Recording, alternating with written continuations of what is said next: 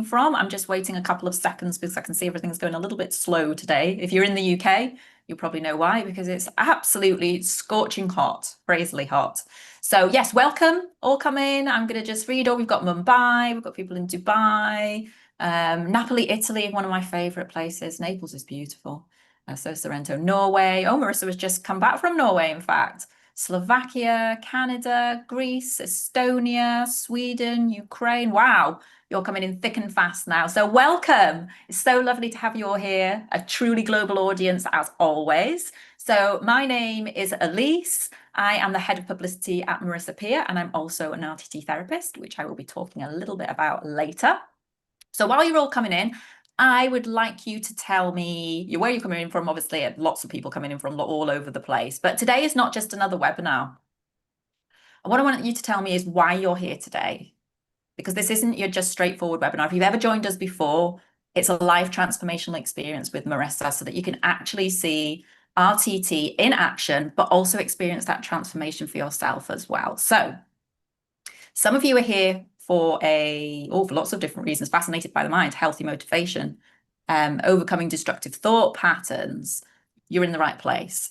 So I'd love to know as well, though, are you here to have the transformation with Marissa today? Are you here to potentially look at RTT training today? Or maybe you're here for both. So just pop it into the chat, whether it's for me, train me, or both. Just pop it all into that. A lot of you already, I think you've been here before, haven't you? Because I can see a lot of people going both before I've even said the word both. So both, train me, both. Well, you're all in exactly the right place. You really are. So welcome.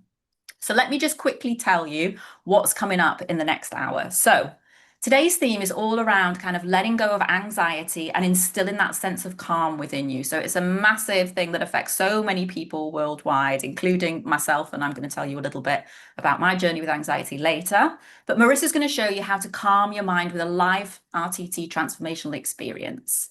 You're also going to learn about the opportunity about how you might like to do this for others, because I know a lot of you have said train me and a lot of you have said both. So yes, you can learn the tools that Marissa is going to teach you today so that you can transform the lives of others as well. There's also going to be an amazing live Q&A with Marissa, and later on, the chance to hear from one of our graduates as well about building a career as an RTT therapist and RTC coach and life doing the best job in the whole wide world. So without further ado, I'm going to hand you over to someone who needs no introduction whatsoever, the wonderful, the fabulous Marissa Peer. So welcome, Marissa. Hello, how are you? Thanks for joining in. I'm just going to go into another room if you don't mind, because first I need to charge the computer, but mostly I need to escape sort of from the sun. So bear with me for 20 seconds while I find somewhere just a little cooler. And we'll begin. Oh, that's better. Oh, much better. So we're talking today about anxiety. What is it? So I'm now in my daughter's gym. I don't normally do these in such strange places, but she has a house that's like a sauna. So 30 seconds more. Okay, I'm now all yours. I can even prop it up on a weight bench. Oh, it's very cool. Little lopsided. Okay, so we're going to talk about anxiety. What is it? I should be anxious that my hair's gone all weird. As you can see, I've had to put a planner behind my neck just to cool me down. What is anxiety? Well, the thing that's important to know is that every single day of your life, and in fact, every minute of every day, your psychology is having a full-on conversation with your biology. So let me tell you that again. Your psychology talks to your biology every single day. What does that mean? Well, it means when you say things like, I'm anxious, I'm worried, I'm nervous, I'm stressed, I'm really worried this is going to go wrong, I'm anxious about this meeting, I'm so worried about this talk. Your psychology is telling your body, hey, you don't want to do this. And let me help you out here by making it very simple. One of your brain's jobs, really the most important job, is to keep you safe. In fact, its job is really to keep you alive. But a second best thing is to keep you safe. And how can your brain keep you safe? Well, of course, it's listening to the words you say. You know, if you went to a doctor with a kid of 4 and said, my child's in pain, the doctor would say, well, where is the pain? Oh, it's in your tummy. How often do you get the pain? Is it like a stabbing pain or an achy pain? Because that doctor has got to use the words of a child or indeed an adult. So you get these headaches. Where are they? Above the eye? Are they the back of the head? Are they cluster? Are they there all the time? When do they come on? Any good doctor is using the words you use to try and work out what's going on. And your brain is exactly the same. So when you go, I'm anxious, and then you add about the meeting, about the appraisal, about the interview, about, this talk I've got to have with my kids' school, or this meeting with my partner about our relationship, what your brain hears is, oh, you don't want to do that. You said you're anxious. It's making you worried. It's stressing you out. And the brain, in order to make you safe, will often then create even more anxiety to make sure you can't turn up. So it really is as simple as this. If you say, I'm dreading that meeting, in fact, I'd give anything not to go. Don't be surprised if on the day of the meeting, you might end up with a headache or an upset stomach, and your brain's like, you see how smart I am? I actually got you out of that thing you said you didn't want to go to. So I want you to go into the chat right here and just tell me, have you ever said something to yourself like, oh, I'd give anything not to go to that meeting? Why did I say I'd go to that family reunion? Why did I offer to speak?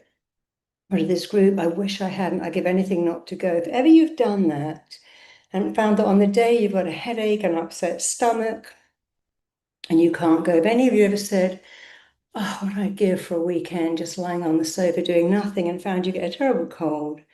And there you are lying on the sofa doing nothing. That is a classic example of your psychology having a full-on conversation with the biology, but getting it wrong. So I'm sure many of us, because we say, well, Marissa, that's not right. Surely your mind can't make you ill. Of course it can.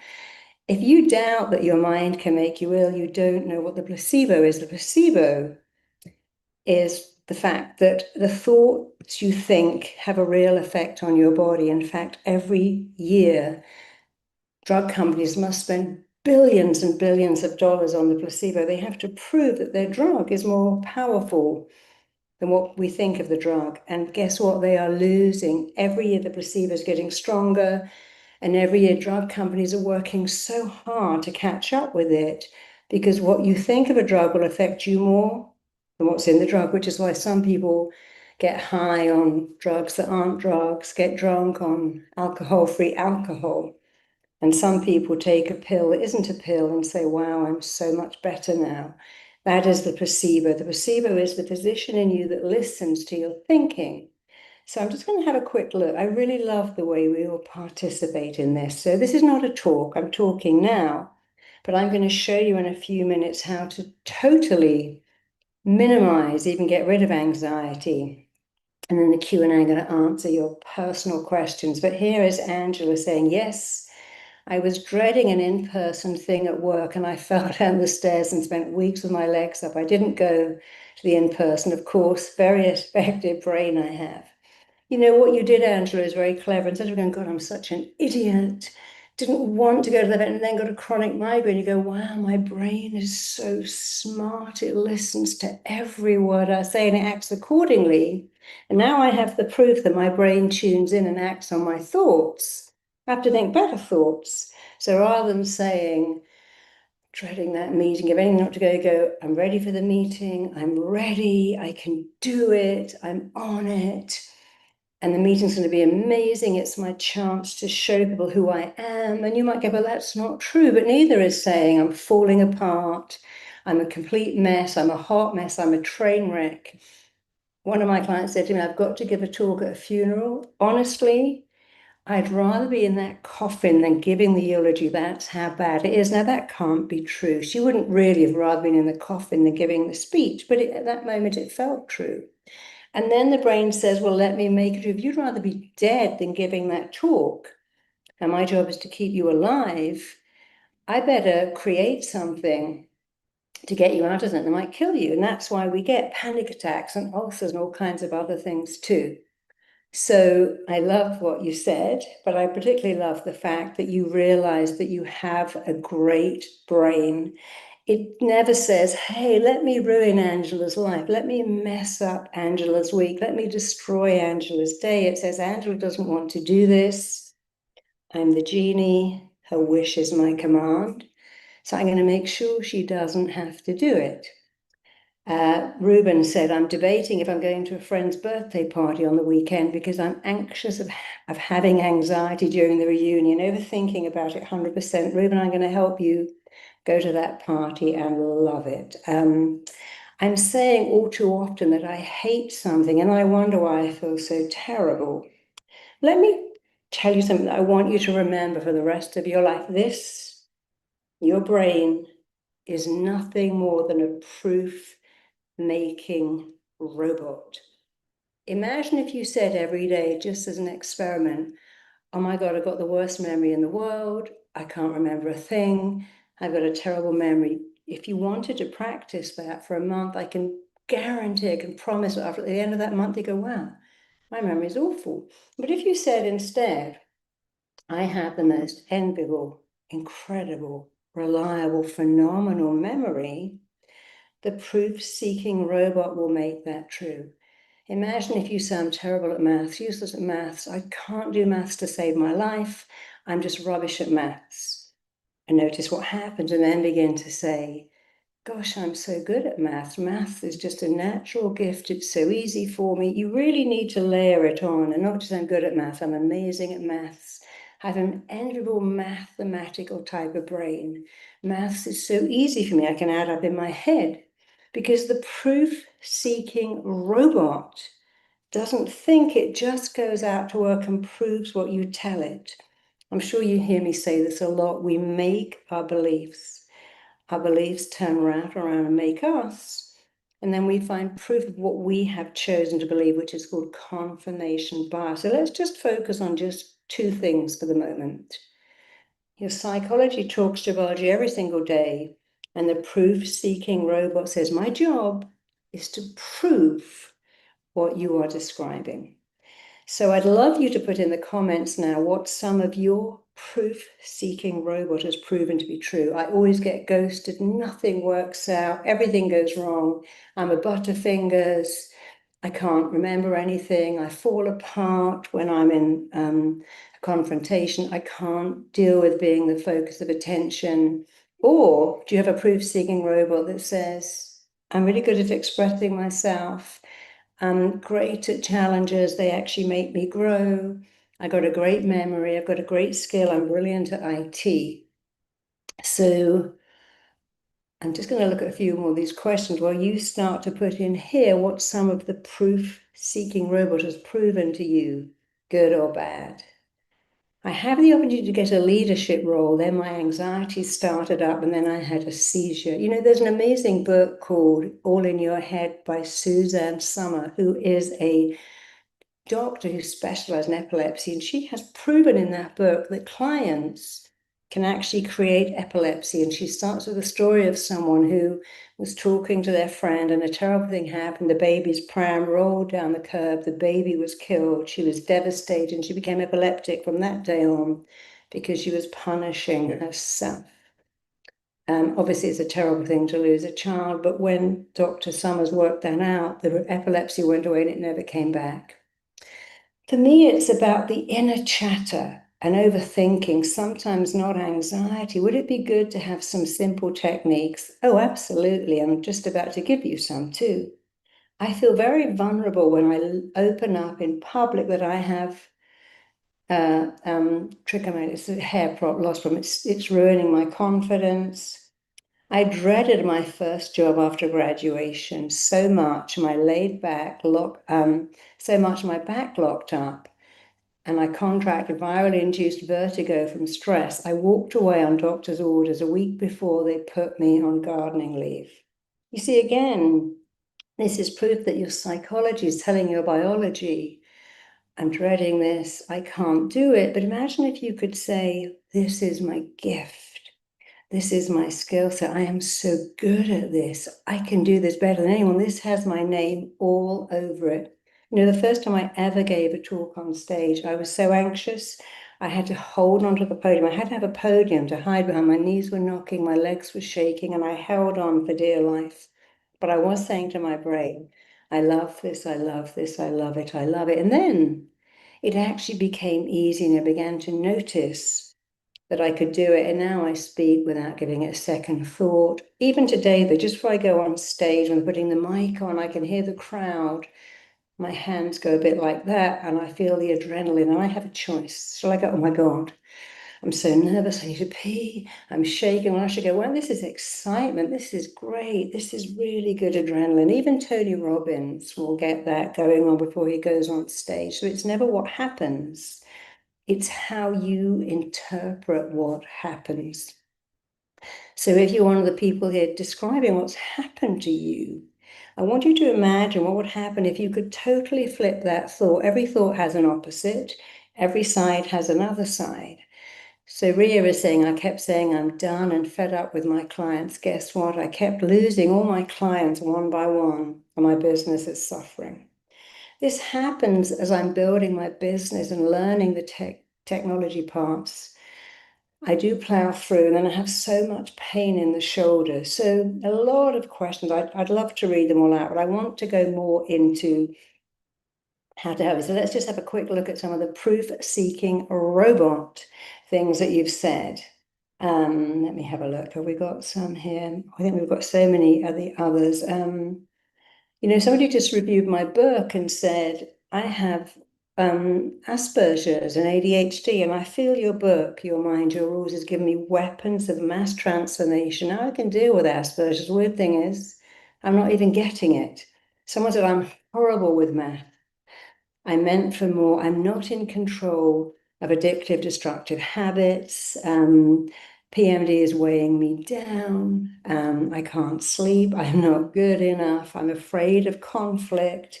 I can't be successful because I don't have an education. I can't express my feelings. I can never lose weight. I can't sleep.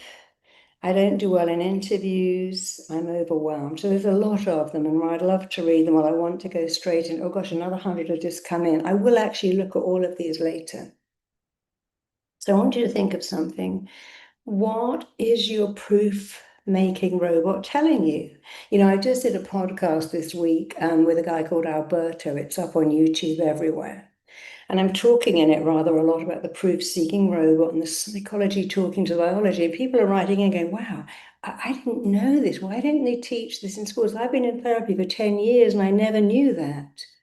So I want you to know it. This is a proof-seeking robot. It has one job: prove your thoughts are real. In fact, make your thoughts real. It doesn't just think your thoughts, it actively sets about making them real. But you have a choice. The proof-seeking robot has no choice. It must act on what you think and make it real because that's its job. But your job is to think better thoughts all the time, every single time. Give your proof-seeking robot something better to prove. Give your proof-seeking robot something compelling to prove, useful to prove, beneficial to prove. Every time you notice what you're saying, stop it. Every thought you think is the blueprint that your mind and body and psyche are working to make real. And the strongest force in you, in everyone on this call, is a couple of things. One is your thoughts are a blueprint, good or bad, helpful or unhelpful, useless or not, you're going to make them real. The second is the strongest force in you and me is that we must act in a way that lines up with how we identify ourselves. So let's do some of that proof-making robot stuff right now. I want you to put your hand in front of your mouth, just like that. I want you to close your eyes. And I want you to keep your eyes closed for the next few minutes. And I want you to just imagine that you're holding in your hand half of a big, fat, juicy lemon. That's all you're doing. You're holding a big, fat, juicy lemon, half a lemon. I want you to put your nose into that lemon and breathe in that gorgeous lemon smell because nothing smells quite like a lemon. And I want you to squeeze the lemon so hard that lemon drops burst onto the surface. I want you to quite literally stick out your tongue and lick off those drops of lemon. And then open your mouth really wide, literally open your mouth wide and shove that entire half a lemon into your mouth. And I want you to start biting into the lemon segments. Bite into that flesh, bite into every segment really hard. So the lemon juice bursts onto your tongue. So your taste buds swell and pucker, and your cheeks start to tingle, and your face begins to contort a little as you eat that lemon. Bite into every segment, swirl the lemon juice around your mouth, and notice you're eating a lemon, you're sucking a lemon, you're swirling lemon juice around your mouth. Your taste buds are puckering, your cheeks are tingling, you are making saliva. Actually, you're pumping out more and more saliva right now to a thought. You're pumping out saliva to nothing more than a thought. And then open your eyes. And I'm just going to ask you a couple of questions. They're not tricks, you can't get them wrong. If there was a lemon, type in yes. And if there wasn't a lemon, type in no. If there was a lemon, and you were making out and you were pumping out saliva, say yes. If there was no lemon and you were pumping out saliva, say no. So yes, there was a lemon, I was making saliva. No, there was no lemon, but I was still making the saliva. You see, you're both completely right. Those who wrote yes, of course, yes, there was a lemon. It was in here. Those who wrote no, you also got because there was no lemon, except in your imagination. But despite the fact there was no, despite that you knew there was no lemon, you had no illusion, you knew there was no lemon. Your brain bypassed what you thought and made saliva to a thought. You knew there wasn't one, it wasn't a trick, you knew. And yet, even though you knew, the proof-seeking robot made it right. It made the lemon. So let's do another one, because I love to show you the power of thought. So keep your eyes open and just look at me for a minute. I'm just going to show you a position. I want you to put your arms out like that. So I can't really push this away from me, but I want you to put your arms out in front of you at shoulder height, as if you're holding on to the handlebars of a bike or the reins of a horse. So when you're ready, close your eyes, keep them closed as you open them. Again, nothing weird's going to happen. This is just a few minutes. Keep your eyes closed now. Put your arms out in front of you at shoulder height and close both hands as if you're holding something in your hands. And with your eyes closed, I want you to imagine in your left hand, you're holding a huge red fire bucket filled with 50 pounds of heavy wet sand, maybe even 75 pounds of heavy wet sand you're holding in your left hand. A big red fire bucket. It weighs 75 pounds. It's so incredibly heavy. And even as you think about the weight of that heavy red bucket, you can feel that 75-pound weight in your fingers, in your wrist, in your elbow, going all the way up to your shoulder. And the weight of that big red bucket full of sand is taking your left arm down and down and down. Your left arm is dropping down, pulling down, moving down, traveling down, getting heavier and heavier by the second. But meanwhile, in your right arm, you are holding an enormous helium-filled balloon, a bright blue balloon that is bigger than you, lighter than air, and so weightless. It's taking your right arm up with it. Your right arm is floating up and moving up, lifting up, traveling up. Your right arm is getting lighter, lighter, lighter by the second. And you're noticing something really amazing.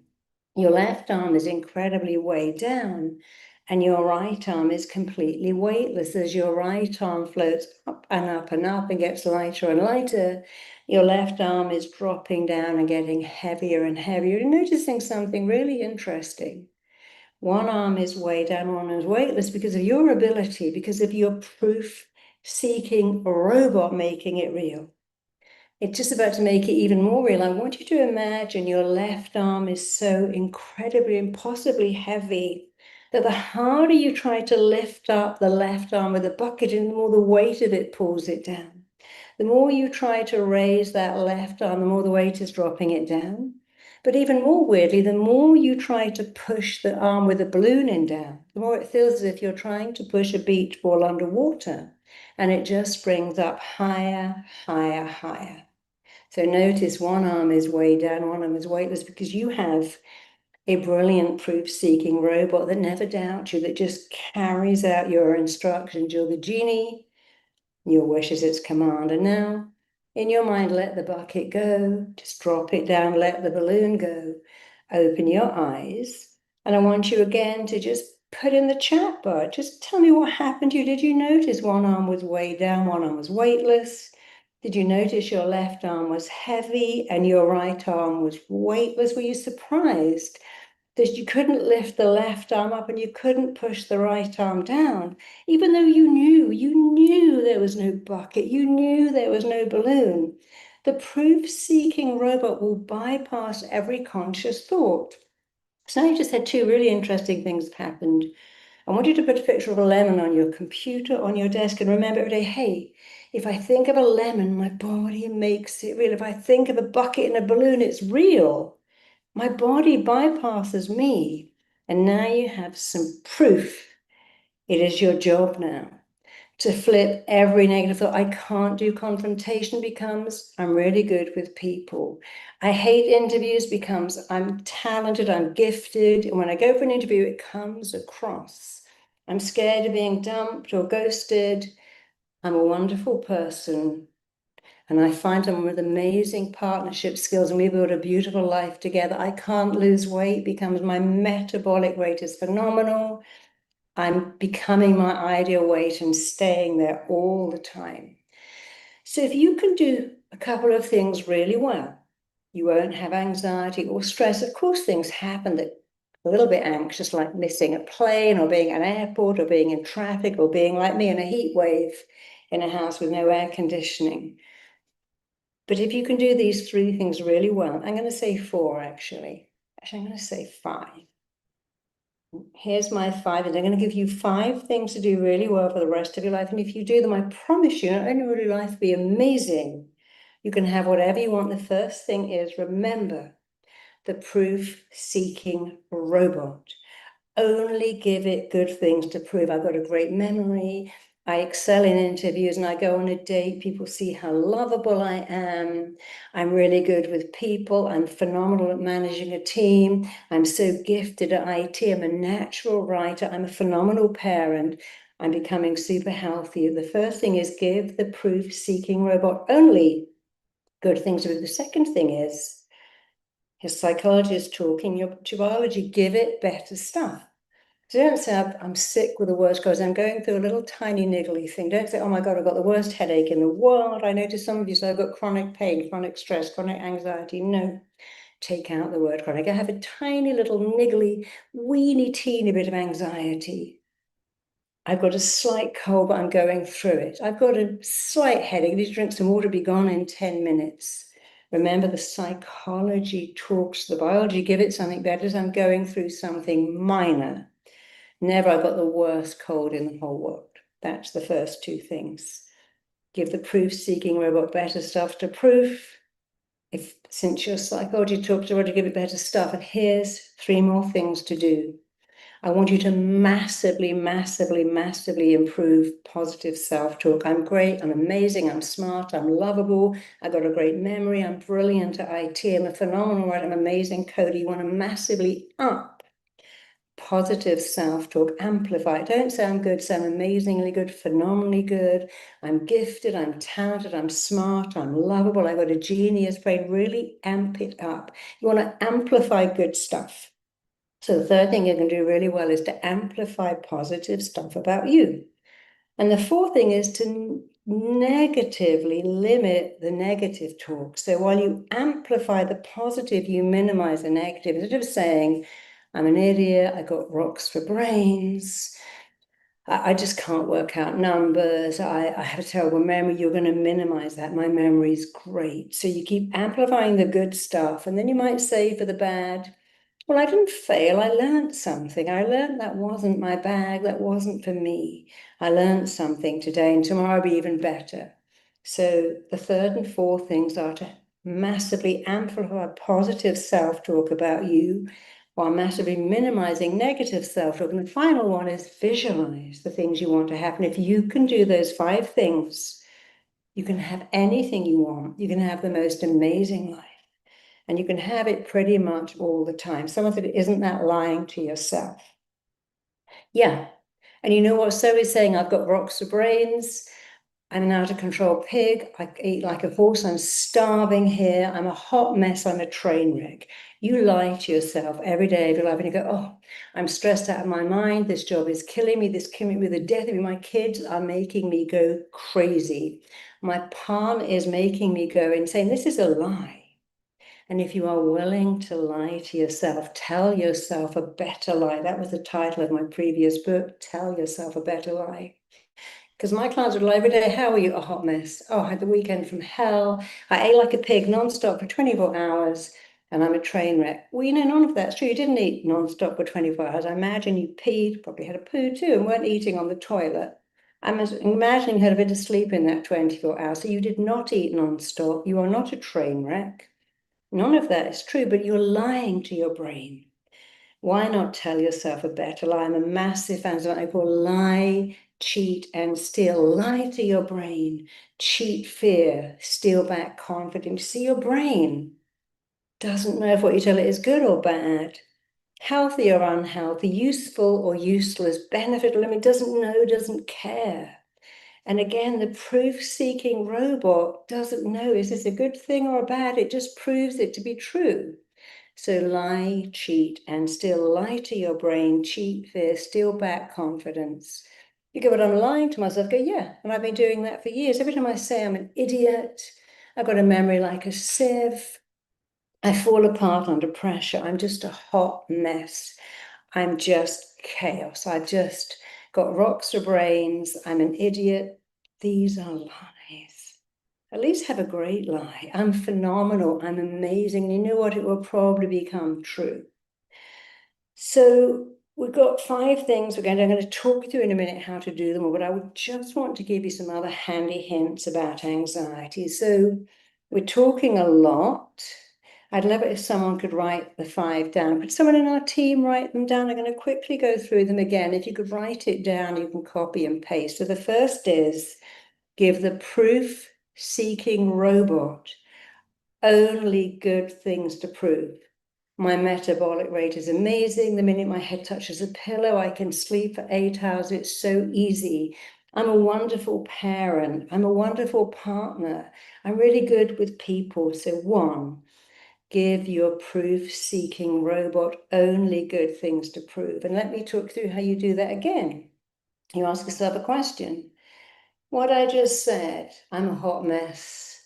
My stomach's doing somersaults here. I'm going to get an upset stomach with stress. My skin's going to break out. Is that helpful? Does that benefit? You know, so flip it. So whatever you're thinking, you can flip the thought. I'm going to mess this up. I'm not prepared. I feel like my heart's going to leap out of my chest. I'm so stressed. Becomes, I am prepared. I've spent ages getting ready for this interview. I know what to say. It's all in there. I'm calm. And when I walk in the room, they're going to like me. And this job has my name on it. Because it's not true. Well, neither is your heart leaping out of your chest. So give it something better to prove. The second thing is, your psychology talks about you. What are you telling it? I'm going to get a headache. I'm going to get sick. I'm going to gain weight. This is going to go wrong. I'm going to be ghosted. I'm going to mess this. I'm going to be a laughing stock. I'm going to get ill. I'm going to forget the most important thing. If you said, I'm going to remember everything, you know, years ago, I was going to do a very important TV interview. It was really important. I just had a baby, literally just think she was a week old. And I remember thinking, okay, this was the time of audio. I'm going to make an audio cassette to remember everything for this important interview. I'm going to drive to this, it's an hour drive, and I'm going to listen to the cassette. I made the cassette, I got in the car. So I was driving, oh, I need to rewind it, because of course I'd recorded. So I pressed rewind, and then I totally forgot, because I have one of those weird things where the radio plays, and while you're rewinding a cassette, and then you've got to flip back, and I forgot. I was like, oh my God, I didn't know how to do any of it. You know what? Doesn't matter. Last night I recorded it. It's all in here. I recorded it. And the fact that I didn't listen to it means I don't need it. It's all in here. So my psychology to my biology, I don't need it. It's word perfect. The proof-seeking robot heard, I don't need it. And the third thing, massively up positive self-talk. I was saying, well, I clearly don't need it. And, you know, I said all of this last night when I recorded it. It's all in here. I've done hundreds of TV shows. I'm going to be great. There's no such thing as baby brain. I don't need it. And then the fourth thing is negative, the other stuff. I didn't go, oh my God, what an idiot. Why didn't I listen to it? I'm so stupid. I forgot. Duh, I'm just stupid. I went, I didn't listen to it. It's a minor mistake, but who cares? And the fifth thing is visualize. I'm going to go on screen. I know what to say. I'm word perfect. I'm really good at my job. So you only have to do 5 things. Give the proof-seeking robot only good stuff to prove. When your psychology is talking to Raji, make sure you know what it's saying. Make sure you're clear about what it's saying. Never say, I don't want to mess it up, so I'm going to get it just right. Never say, I'm going to get sick. Say, I got a great immune system. Massively improve positive self-talk. Don't go, I'm great, I'm freaking amazing. I've got a fantastic memory. I'm so brilliant at IT. I'm a phenomenal coach. I'm an amazing therapist. I'm a gifted speaker. Really layer it, put words in front of words, increase the impact. You want to expand and never contract, and positive words in front of words make you expand, whereas the, oh my God, I'm going to mess this up again, make you contract. So the fourth thing is minimize the negative stuff, and the fifth thing is visualize what you want. But let me give you some extra things to help you out. And I hope someone in my team is typing this out. I'm sure they are. Let me help you out. Let's imagine you have got an interview. The interview's coming up. It's tomorrow. You got to go and give a presentation. Okay, what did Marissa say? She said, give my proof-seeking robot. I'm so good at interviews. I'm calm, collected, cool. I walk in there and I'm so relaxed. I make eye contact. I know what to say. I smile. They like me. I'm highly qualified for this job. In fact, it's got my name all over it. And I'm telling my biology, I'm ready, I'm calm, I'm chilled, and I'm upping the good stuff. I can do it, I've got it, I'm ready, I'm minimizing the negative, I'm visualizing getting this job. But at the same time, there's a few other things you can do. There's something called box breathing. And box breathing takes all the cortisol out of your body. It was actually designed for Marines in combat. If box breathing can take the cortisol out of a Marine in combat's body, it can do it for you. So let's practice that. I want you to imagine you're going to draw a box. So here's a box, 1, 2, 3, 4 sides. So everything is a 4. So just do this with me. I want you to inhale for the count of 4 and draw the side of a box. Here we go. 1, 2, 3, 4. Now we're going to hold it, which is hard for me because I'm telling you, but you're going to hold it while we do the second part of the box. 1, 2, 3, 4. Then we're going to exhale for a count of 4. 1, 2, 3, 4. And we're going to hold that exhalation for a count of 4. 1, 2, 3, 4. It's hard for me to do it because I'm speaking, but let's do it again. You're going to breathe in for a count of 4 slowly, and imagine you're drawing the first side of a box. So breathe in for a count of 4. Draw that box. And now hold that in breath for a count of 4 and draw the second part of the box. And now exhale for 4. And finally, hold the exhalation and complete the square. So square breathing box. I want you to do it again without my help. Square breathing. Breathe in. Draw the first part of a square. Hold it. Draw the second part. Exhale, draw the third part. And hold it as you draw the fourth part. Box breathing will take all the cortisol out. You don't want cortisol in your body. Cortisol is a precursor for inflammation. Inflammation is a precursor for many, many illnesses. So we have the points listed now at exactly 3:40 p.m. And you can go back, I'm sure you can screenshot that. So there it is, Stephanie, our lovely Stephanie has written it out for you. So have a quick look at that while you're doing box breathing one more time. Draw a square, hold, inhale for the count of 4. Hold that inhalation for the count of 4. Exhale for the count of 4. And hold for the count of 4. And it's listed at exactly 3:40 p.m. in the chat bar. You may be somewhere else in the world, but if you do 40 minutes past the hour, it's there. It's about 3 questions above where you asked. You'll find it. And Stephanie's so lovely. I'm sure she'll put it in several times. There we are. She just put it in for you again. The second thing to do is cross your arms, put your hands on your shoulders. Let me get more of the screen so you can see me doing this a little bit better. This is called a havening technique. I want you to press your arms down, not up, it's only down. You push down, bring them up, push down again. I want you to really push down. You're kind of comforting, consoling, placating yourself over and over again. And every time you push down, I want you to exhale. So let's do this. Breathe in through your nose as you bring your arms up. You always want to make the inhale a little bit shorter and the exhale a bit longer. So let's say we're going to inhale for the count of 3.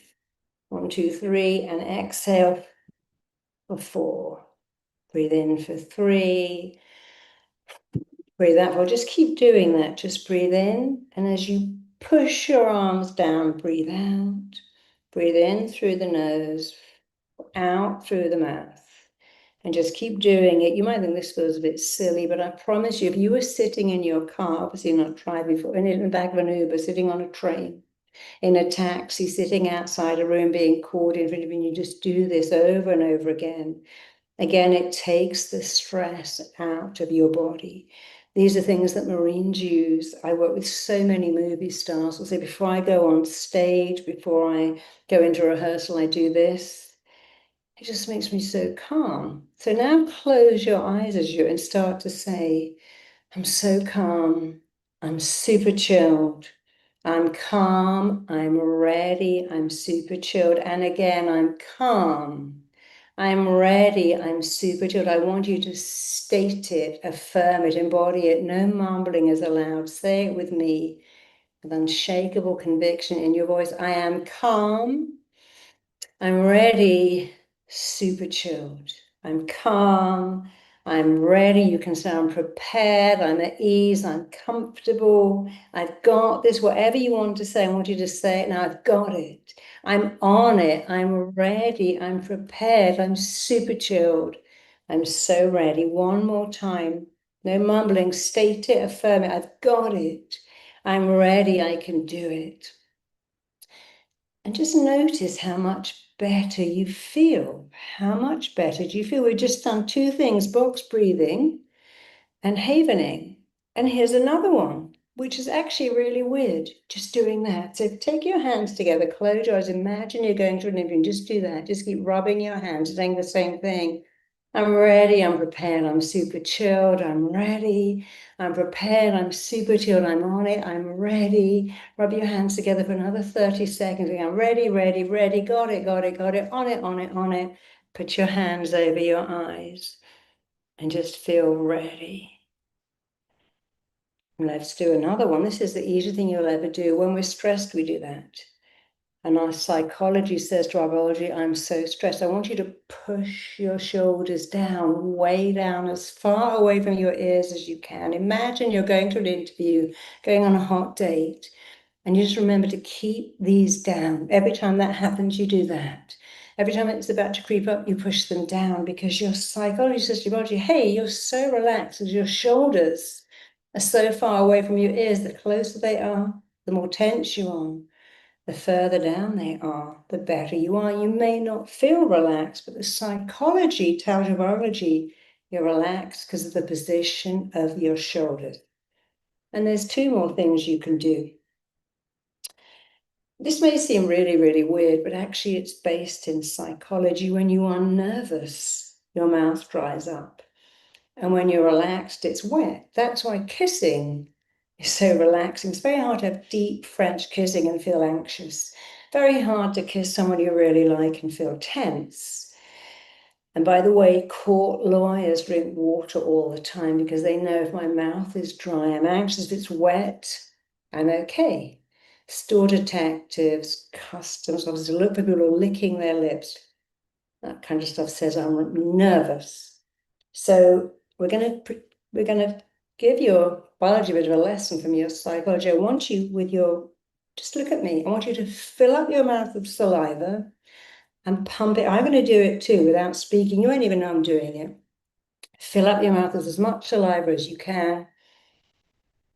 Swirl it around.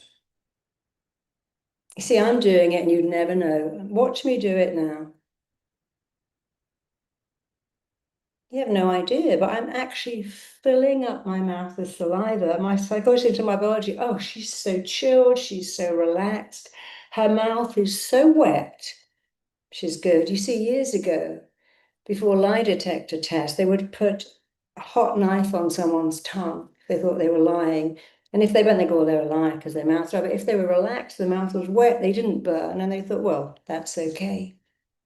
So we've known for years a wet mouth tells this bit of your body you're relaxed, and a dry one says you're not. So carry water, drink water.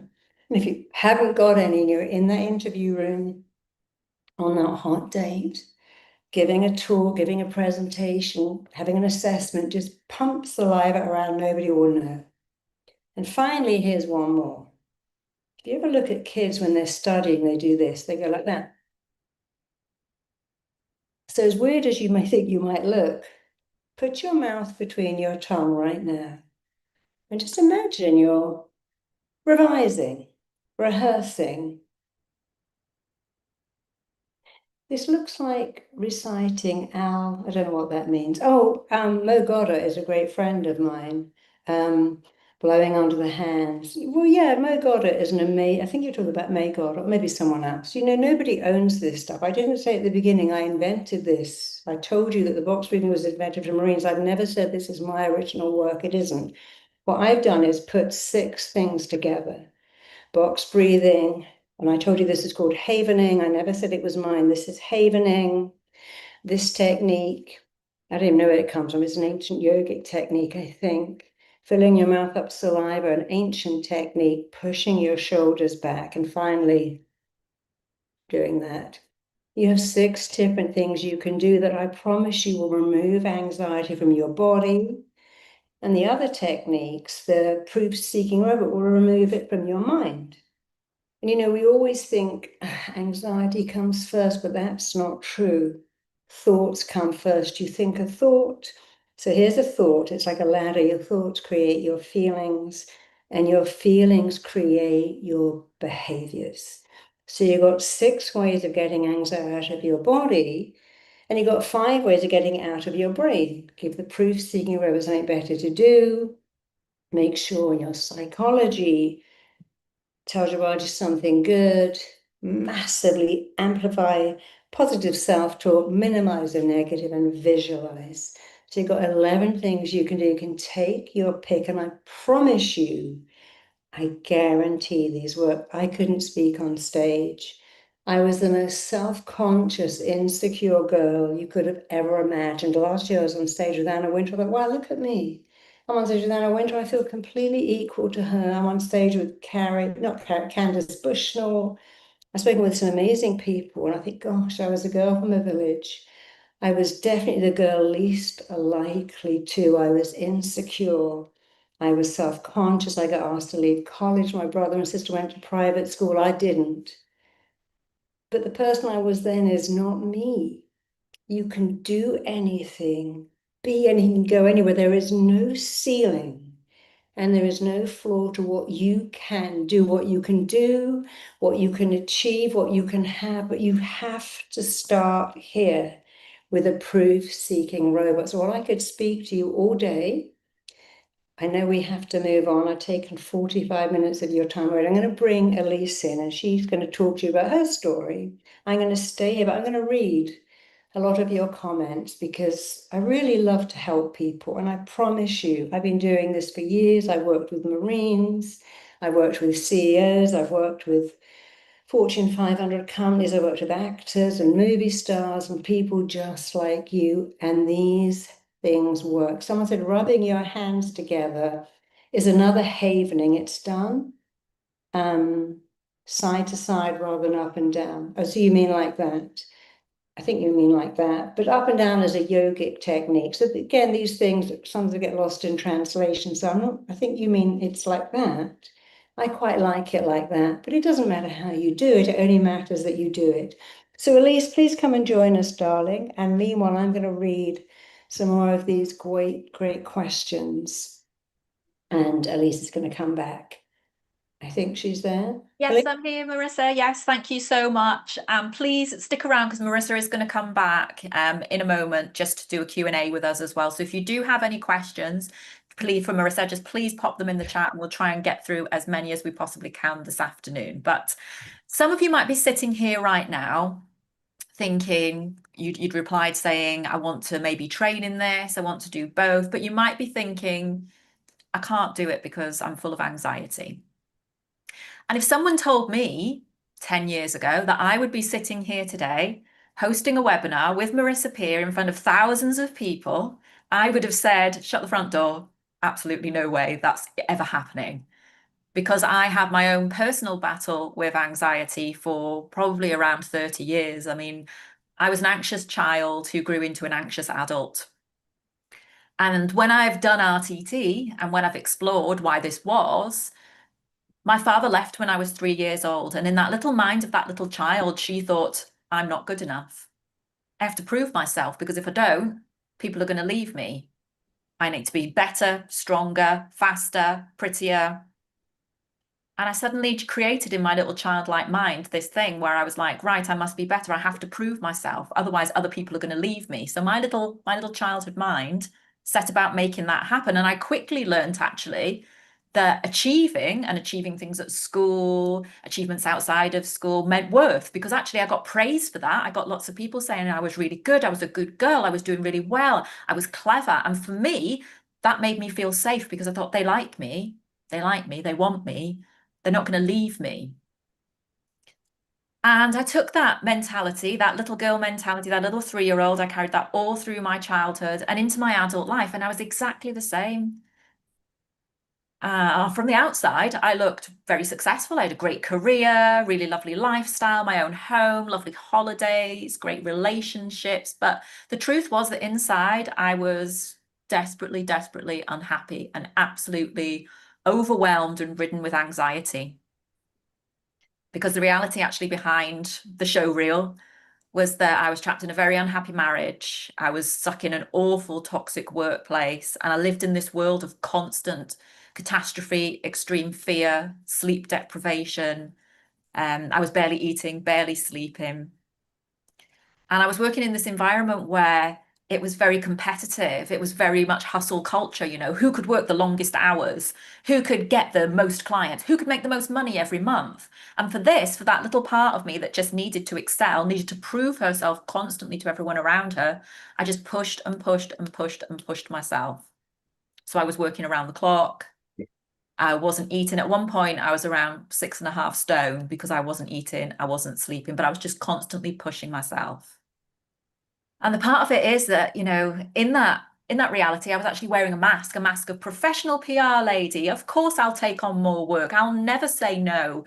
Just give me everything. There was a running joke in the place that I worked in that I was the workhorse because I worked on every single account. And actually, on the outside, everybody thought that I was doing really well. But actually, inside, I was really desperately struggling and really worried constantly that I would get something wrong. And anxiety for me was such a huge thing that I would open my eyes in the morning and it was instant thoughts of catastrophe. What's going to happen today? What if I don't get this done? Oh, I've forgotten to do this. Oh my God, what am I going to do now? And it got so bad to the point where I would panic so much that I would actually faint. And I've told this tale before, but I think it just sort of epitomizes what anxiety really is and how serious it can be as well. Because I think a lot of the time people go, oh, well, we all get occasionally anxious. But when you're constantly battling anxiety day to day, it just makes you desperately unhappy and miserable. So I was going to work one day, getting on the train, thinking about all the things that I had to do. I had a really tricky meeting with a client. I was really worried about it, overwhelmed. And I just suddenly had this thought when I was sitting there of, this train's going to crash. Oh my God, this train's going to crash. And what am I going to do? Okay. And then I then spent about 25 minutes, half an hour, mapping out what I would do to get out of this all in my head, imagined train wreck. Well, first of all, I'd go and help the people that I could help, and then I would get the little hammer and hammer out the window, and then I would do this. And I had this whole plan mapped out in my head, you know, from end to end about how I was going to escape this train crash that wasn't even happening. And I got off the train that day with my heart racing and my stomach absolutely churning, feeling incredibly faint and thinking, oh my gosh, what have I just done? I've just spent 30 minutes there, you know, planning this out, something that's never going to happen, hasn't happened, never going to happen. And it was only at that point that I realized just how bad anxiety was for me. And actually, I remember going home that day and speaking to my now ex-husband and saying, I've got something to tell you, because the other thing about anxiety as well is a lot of people just don't like to tell anybody about it because they don't want to be seen as weak. And that was me. That was 3-year-old me. If I tell somebody that something wrong, that I'm not coping when everyone else around me is coping, I'm weak. They'll leave me because I'm not proving my worth. So that little child's belief that was in my head was still there. So I didn't tell anybody. I just put on that brave face, put on that mask, and carried on. But one night, like I say, after a particularly terrible, terrible day, I remember going home, sitting with my now ex-husband and saying to him, I've got something to tell you. And I absolutely sobbed. I just sobbed and sobbed for about an hour. And that's because I just felt like I needed to let go. And I said to him, I always remember these words because these words changed everything for me. And I remember saying to him, this is really serious. I've got to stop this now, or I'm going to make myself seriously ill. And as Marissa says, the mind's a wonderful thing, takes everything you say as a command. And so fast forward to just after the birth of my son, where I did finally escape that world eventually, but I had my son and had lots of strange health issues. And after 2.5 years, they eventually diagnosed me with multiple sclerosis. Now, when I've read about this, because I spent a long time reading about it, one of the big contributors is long-term stress, burnout. And I didn't even realize that I was so stressed, so anxious, and so burnt out until eventually my body forced me to stop because I didn't listen. All these little triggers that I was getting, fainting, heart racing, not eating, losing weight. I wasn't saying this is serious anxiety. I was saying there's something wrong with me. So I just pushed it down and I ignored it until my body forced me to stop. And so once I've been diagnosed, there was a weird sense of relief when I think about it. And the relief was, right, well, I never have to go back to that workplace ever again. Like, can you imagine that? You've just been diagnosed with a chronic health condition. The first thing you think is, at least I don't have to go back to that horrible workplace that was eating me alive. But of course, then comes a new type of anxiety, the health anxiety, every little symptom that I had. So I had lots of sensory symptoms, pins and needles, spasms in my legs, chronic fatigue, and chronic brain fog where I could barely string a sentence together. And so again, I went from one anxiety spiral in my work life into this health anxiety spiral of, oh my God, I'm going to get worse. And everywhere I looked, there were people walking with sticks or people dying or storylines of people with MS. And I just thought, oh my gosh, this is my life now. I've gone from one thing straight into another. But actually, I always feel like there's like a turning point in your life sometimes. And my son had obviously had like a young baby at the time as well. And this was just awful. I just felt like a terrible mother because at this point I was barely leaving the house. I was very introverted because I was worried that if I left the house, I would slur my speech or I would fall over. People would think I was drunk in charge of a baby. And it was just horrific. And actually, just even the prospect of that, of going out and having something happen to me, was just too much. So I became very reclusive. Now, thankfully, my son actually got a space early at nursery, got an early nursery space because of my diagnosis, and he went off to nursery. And the sad thing is, this always makes me really teary when I talk about it. But the sad thing is, I felt happy that he was going to nursery because he was getting away from me. Because I was just this little ball of anxiety, this ball of stress. And I felt like I was directing that on him. I wasn't trying to, but I just felt like he could feel it coming off me. So when he got his space at nursery, I thought, at least he's away from me. He's with other people, positive people, because I was just in a huge spiral of anxiety and depression at this stage. But when he got that space at nursery, I thought, there was a moment where I thought, I can't let him see me like this. I don't want him to grow up seeing me as this, awful, fatigued, brain fogged mum who can't go to his school plays, who can't go out and take him to clubs, who, always seems worried and a ball of tension. And so I started to look around for things that might help me. And I joined lots of support groups, but all I found in the support groups were people saying, oh, hugs, I've had a bad day today. But there was nobody really kind of saying, hey, try this. And then I came across Marissa quite by accident, just flicking through YouTube one day, and I found a Marissa video, and she was talking about the power of the body and the mind, and how a lot of us lose that connection. But once we restore that body-mind connection, we can heal ourselves, we can improve our health. And I just thought, it's like she was speaking directly to me. The way that she was saying it, you can do this, it's all about mastering your mind, being back in touch with your thoughts, listening to your body, things that I hadn't done for years. And so I just binge watched every single video I could find. And then I went and bought all the books and I did a couple of her programs. And I was like, wow, this is absolutely amazing, because I found actually that my energy levels were actually improving and that I just felt a little bit more confident, felt a little bit less like I'm hopeless and helpless and weak and a failure.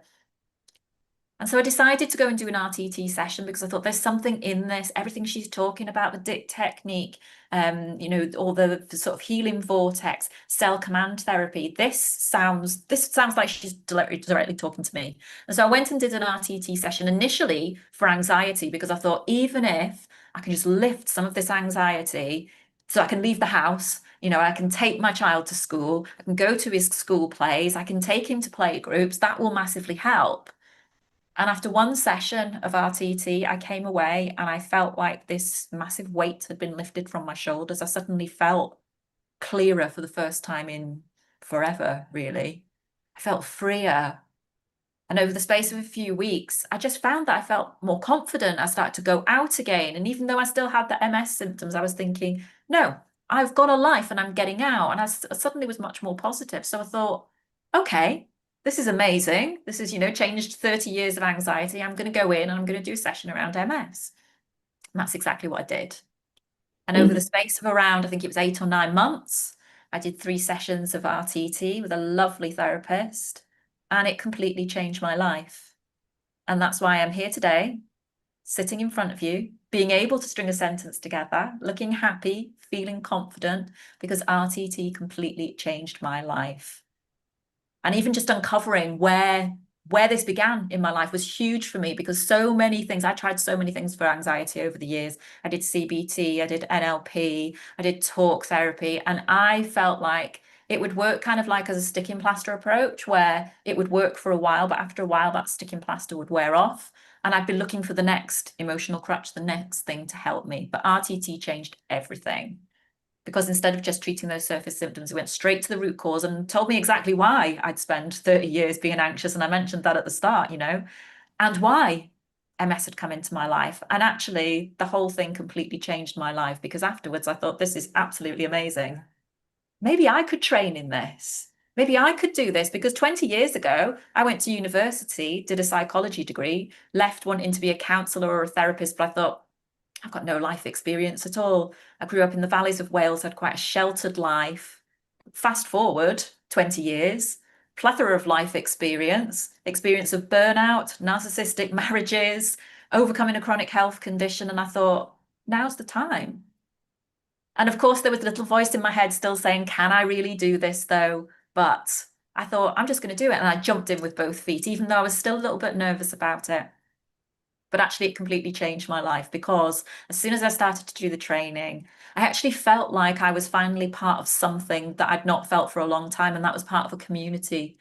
Because once you join the training, you're there with all other students there who are all in exactly the same boat, all a little bit nervous, all a little bit worried, can we do this? But it was absolutely amazing. And my experience of the training was just immense. I mean, the training you get from Marissa and her team of trainers is just exceptional, and it equips you with all the tools you need to be the phenomenal therapist when you graduate. But you're part of something as well, part of that RTT family. So it was truly amazing, and I loved doing it. And every time you had a little moment of, oh, can I do this? There was always someone there to say, yes, you can. And I loved that, and it was amazing. And so I graduated and I went out. And I have now been a therapist for 5 years, and it is the best thing that ever happened to me. And when I look back, I always think that things happen for a reason in your life. And actually, I'm really grateful now that MS came into my life in a weird way, because otherwise, maybe I'd still be trapped in that horrible cycle of anxiety and that toxic workplace still. But thankfully, I now have the best job in the whole wide world. And I specialize in working with people with chronic health conditions and anxiety, particularly because I understand it, I get it. And there's nothing more rewarding than seeing other people leave from working with me just transformed and feeling amazing and actually going out and living the life that they want to leave and they want and they deserve as well. So it's truly, truly amazing. So today you just had a little glimpse of what RTT is about. Marissa did a lovely little kind of mini coaching session, I think that was. And I know some of you are wondering as well, could I do this too? So Elise, you talked about how you did it. Marissa's given us a little demonstration today, but could I learn to do this too? And the answer is yes. And if you are sitting there thinking, but I'm too anxious, take my story and know that you can overcome anxiety and you can do whatever you want to do. So it's just all about taking that first step. So I think George is going to bring up some slides because I'm going to tell you all about Marissa's amazing new program, the integrated program, which combines RTT, which is rapid transformational therapy, with rapid transformational coaching. So he's just bringing those up now. So I'm going to tell you a little bit more about this.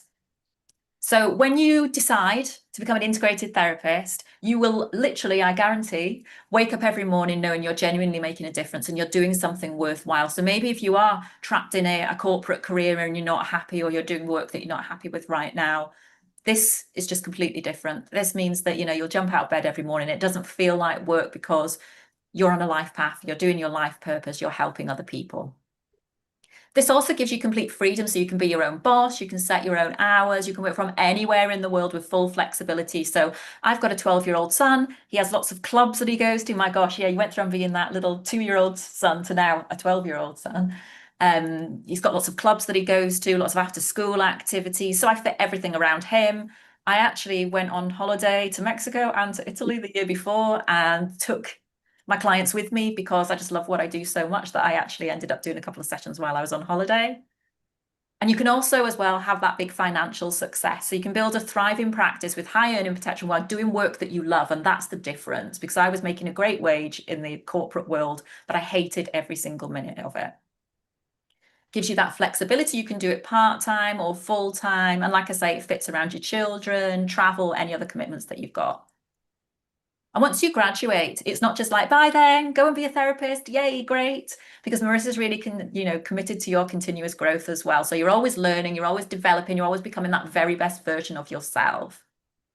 And the community, I touched on this just now. Join that global community of RTT, RTC therapists doing amazing work around the world and supporting you on your journey as well. So I'm going to tell you a little bit more about the integrated program because it is completely different to any other sort of coaching or therapy programs that I've seen before. Because quite often people say, well, how is this different? There's lots, but this is different. So you'll get that client support. So you'll have the opportunity to join our Inner Belief platform. And we're going to speak to a lovely lady who's on our Inner Belief platform shortly as well. So she's going to tell you a little bit more about that. But that's basically to support you with getting visibility and connecting you with clients. We'll help you build your website, so you'll be supported with the tools and the structures to set up your professional online presence. We'll give you all the boring things, basically, so you can focus on being a phenomenal therapist. We'll give you the tech infrastructure, the booking systems, the payment processing. We'll also give you that marketing support as well, because one of the things I think a lot of people worry about is, yes, I've got the skills to be a therapist, but how do I market myself? How do I position myself? Well, we're going to help you with that and help you to find those clients and attract those clients. And Marissa's so committed to this that she has a success guarantee. So basically, it means that we're committed to supporting you in building a massively successful paying client base, as long as you fully complete the program, actively apply the training that we're giving you. But if you do find that, oh, I'm still not quite getting the level of clients that I want, don't worry, because we're going to be there to give you that extra support and guidance and coaching until you actually get that traction. So we're not just going to leave you be, we're always there to support you along the way. So it really is a truly amazing program. And what I love about this is that it combines, I sort of touched on this before, combines rapid transformational therapy, which is getting to the root cause of someone's issue, someone's problem. And it combines that with rapid transformational coaching. So quite often people come to me and they say, Elise, I've got massive anxiety issues, but my dream is to go and stand on stage, ironically, and speak in front of loads of people and be this world famous author, but I just can't see that. And so we use the RTT to work on the anxiety.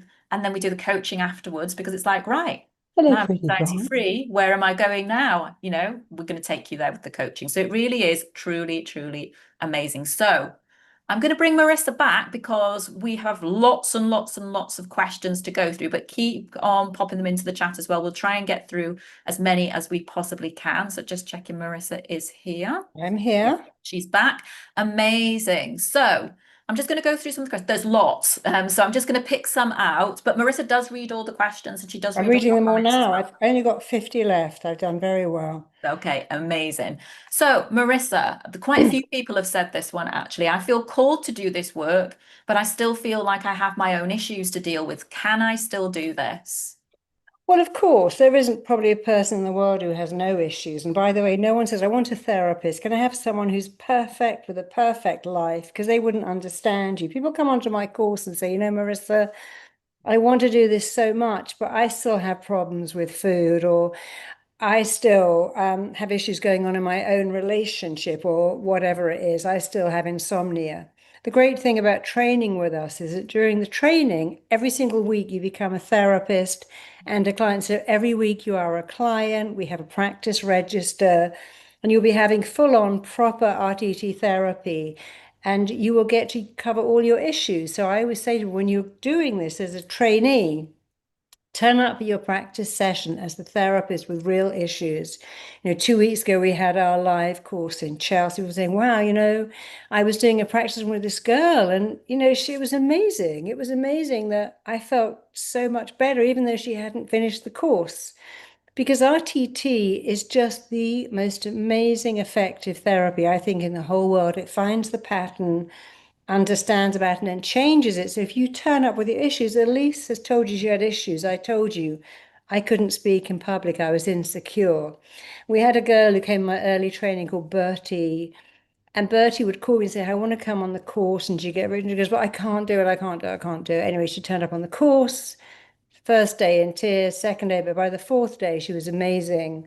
And a couple of times I've been given a job with the BBC or Sky News, and I'll say, hey, Bertie, do you want to take this job? Yep, I can do that. And she'll literally go on the radio, go on the television, and speak every bit as well as me because she turned up as someone who couldn't speak in public and was anxious, and now she speaks in public. I don't think she even knows what anxiety is anymore. So we have had many people who've turned up and said, I had chronic skin conditions, I had chronic migraines, they've all gone.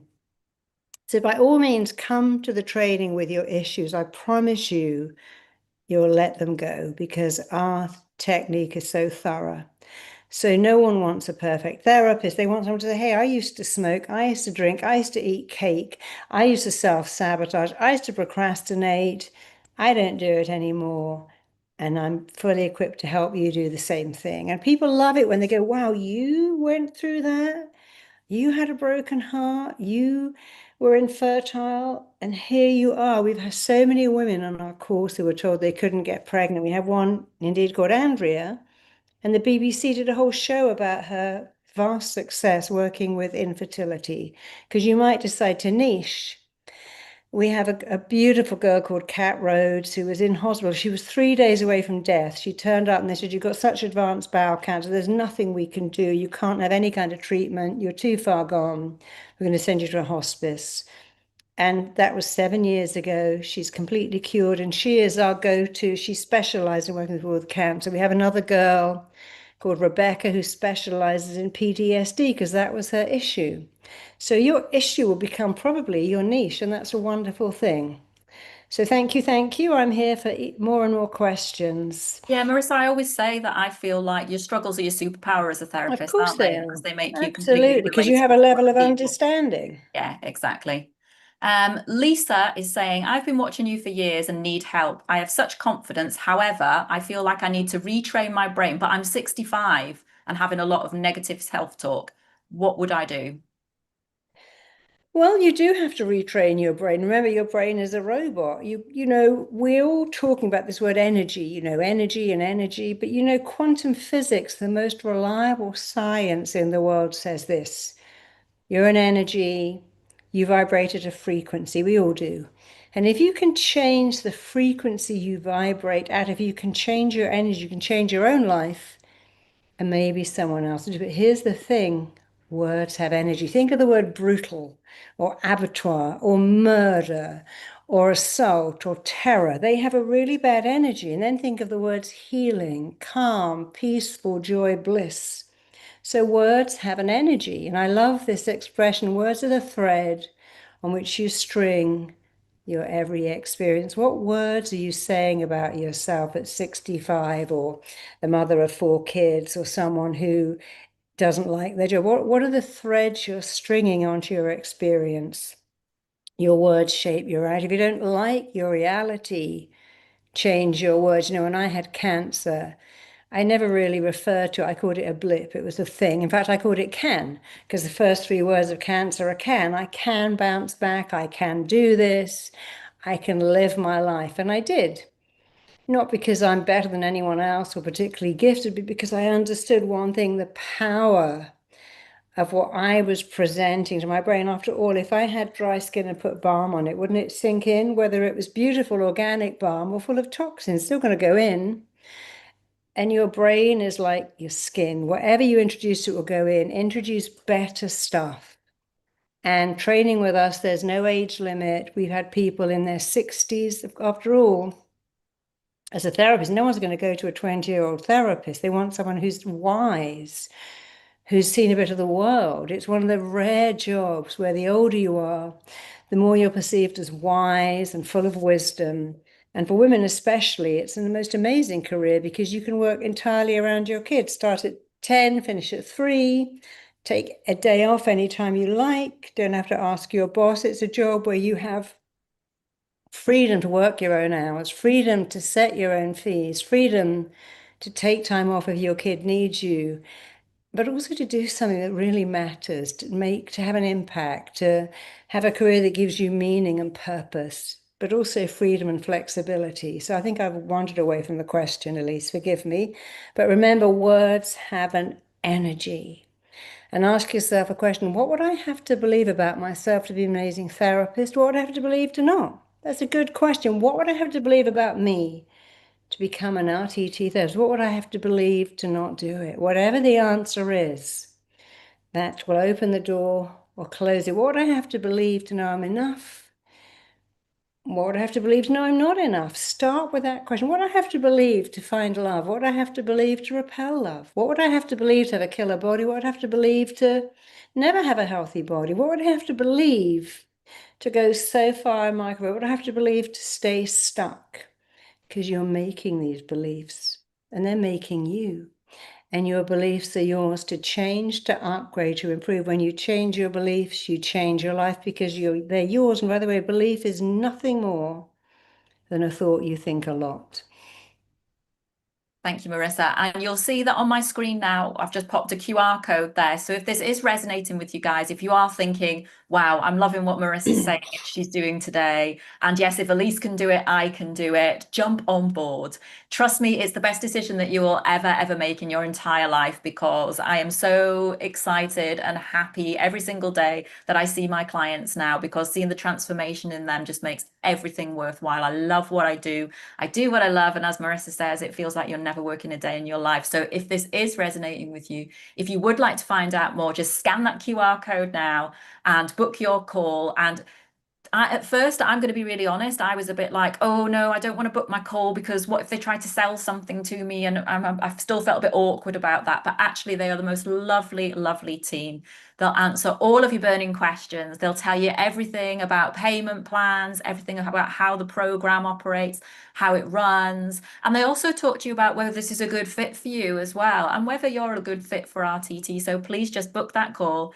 Don't put it off like I did for a long time because I was worried to do so, because otherwise maybe I would have been a therapist for 7 years now. So I think I put it off for about a year and a half, which was crazy now. But it really is the best job in the world. So scan that QR code, book your call. The calls are completely free, no obligation. So book your call and yes, come and join me and Marissa. So Marissa, I'm just going to go back to a few more questions. I know you've Of got to go course.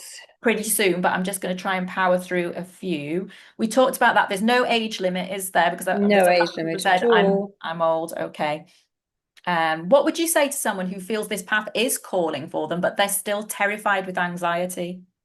I would say book a call. You know, the word terrified is a big word. I would stop saying you're terrified and say I'm mildly concerned with some old thoughts. So remember, what is your psychology telling you about you? I'm terrified with anxiety becomes I'm mildly aware of some limiting thoughts. But you know, what happens when you stop thinking that thought? Well, it doesn't exist. A belief is a thought you think a lot. These are your thoughts and you can change them. And you saw how real I were the magnet, sorry, with the bucket, the balloon, and the lemon. So I would say that talk to someone on our course. I think our course, and I know our course has a money back guarantee. You can take the first 14 days and see how it feels. If you really feel, oh no, I'm not ready, you get a money back guarantee, no questions asked. But I think you'll find that you love it. And the wonderful thing about changing other people's lives is you cannot possibly do that without massively, powerfully changing your own.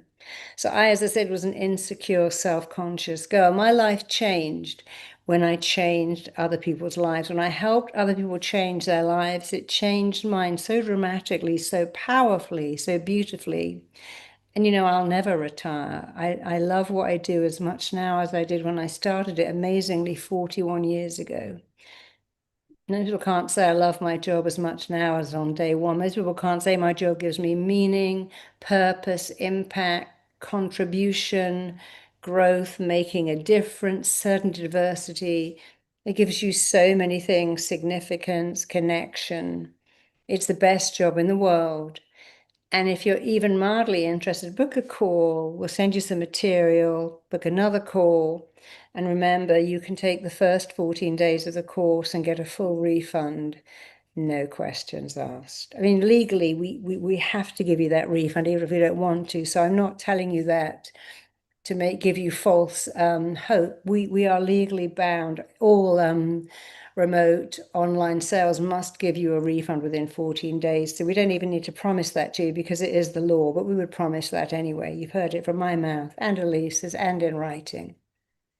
Thanks, Marissa. A lot of people have been asking, do they need to have any kind of background in psychology or previous experience to do the training? No, no, we don't require any prior background in therapy or psychology or biology.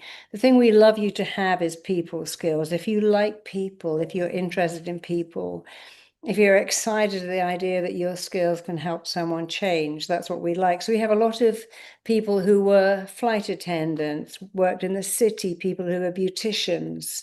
We have a lot of police officers and indeed nurses and school teachers who train with us.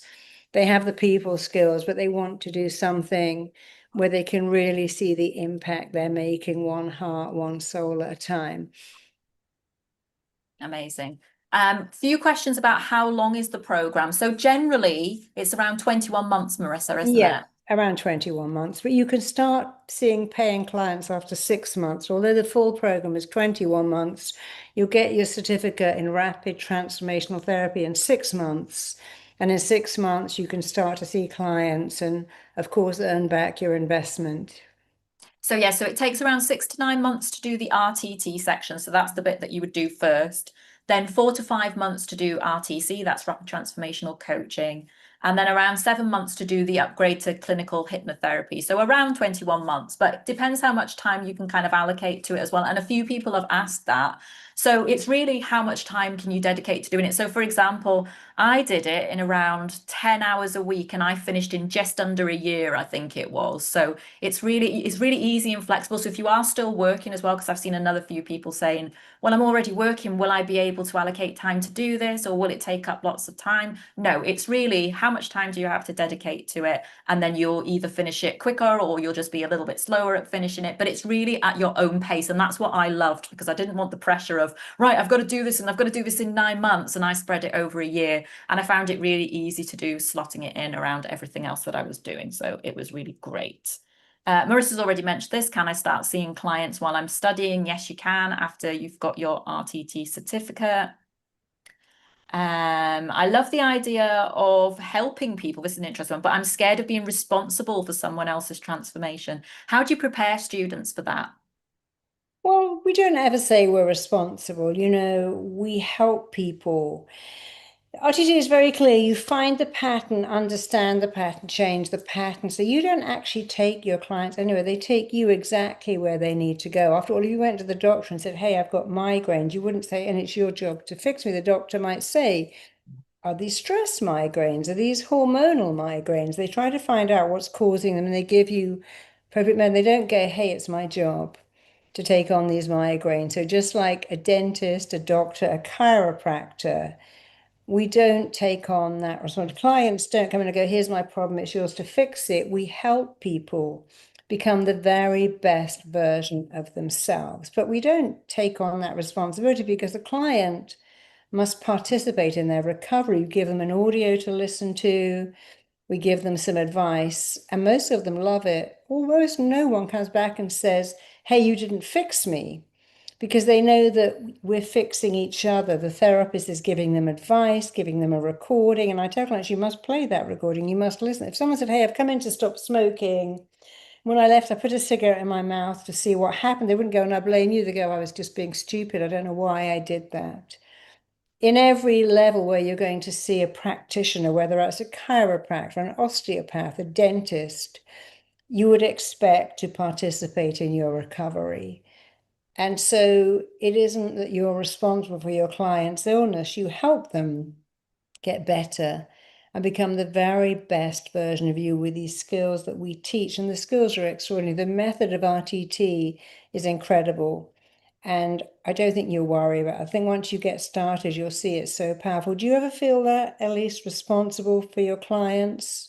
No, yeah, well, obviously you feel a level of responsibility towards your clients, but at the same time, I know that I have the training and the support and the advice to transform lives and work with people. So I'm so confident to do it because somebody else had asked this question as well, like when you first start out, how do you start building that business? And I actually worked with lots of friends and family to start with and worked in that little comfort zone until I built up that extra bit of confidence to go out there and work with people. But within the school, you're always taught, you work within your scope of practice, you get all the additional support. Because we are one big RTT community as well, we have an alumni group on Facebook where quite often we will share not personal details of case studies, but we'll share case study details and say, what would we do about this? So we're always sharing, getting advice from the trainers, getting advice from Marissa. Marissa's in that group, replying to people in the alumni group when they've got sort of queries or questions. So there's always been that level of support where you just feel like you have the knowledge and skills you need to go out and be the best therapist you can ever have and change other people's lives. So, whilst changing your own as well.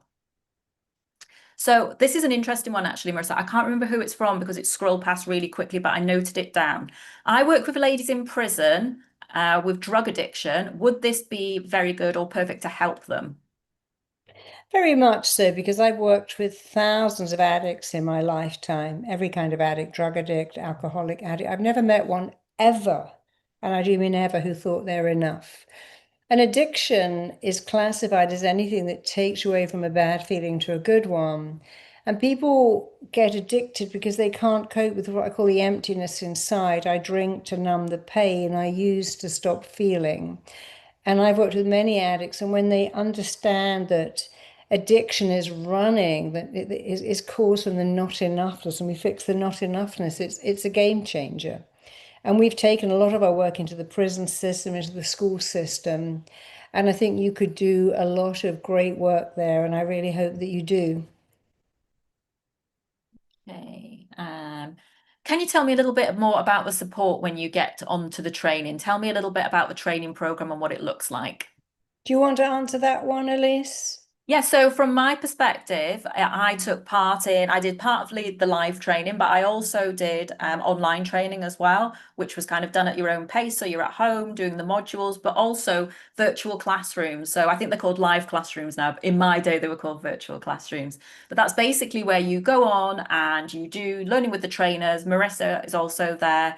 She does a teaching, does a session, but then you're split off into smaller groups. So you get to practice with your peers. Now, I found that massively nerve-wracking to start with, but massively helpful because obviously you're practicing the theory that you're being taught on other people, on your fellow students. And then the trainers come in, they give you feedback on what you've done. One of you plays the client, one of you plays the therapist, they give you feedback. And yeah, I just found it absolutely so supportive, so amazing the whole way through, because everything was just so pulled together, coherent, wonderful, and really engaging as well. And plus, I found as I was going through the training myself, it was again helping me. I'd already done the RTT sessions, but I still found that this was massively helpful doing the training for my confidence levels, because my confidence levels went from, okay, I'm pretty confident again, to through the roof, because I was like, yes, I can do this, because you can't help but be pumped up, and you get all the support and all the advice and all the training you need, like I say,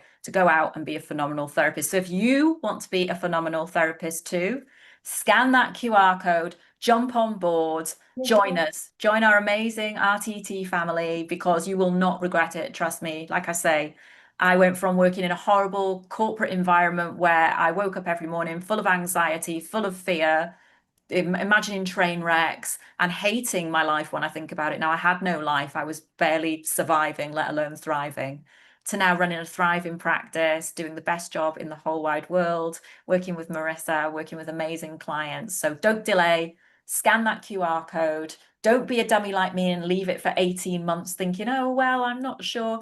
Just speak to our lovely team, because they're absolutely amazing. So yes, another question actually, will this help me with my own issues? I touched on that just then.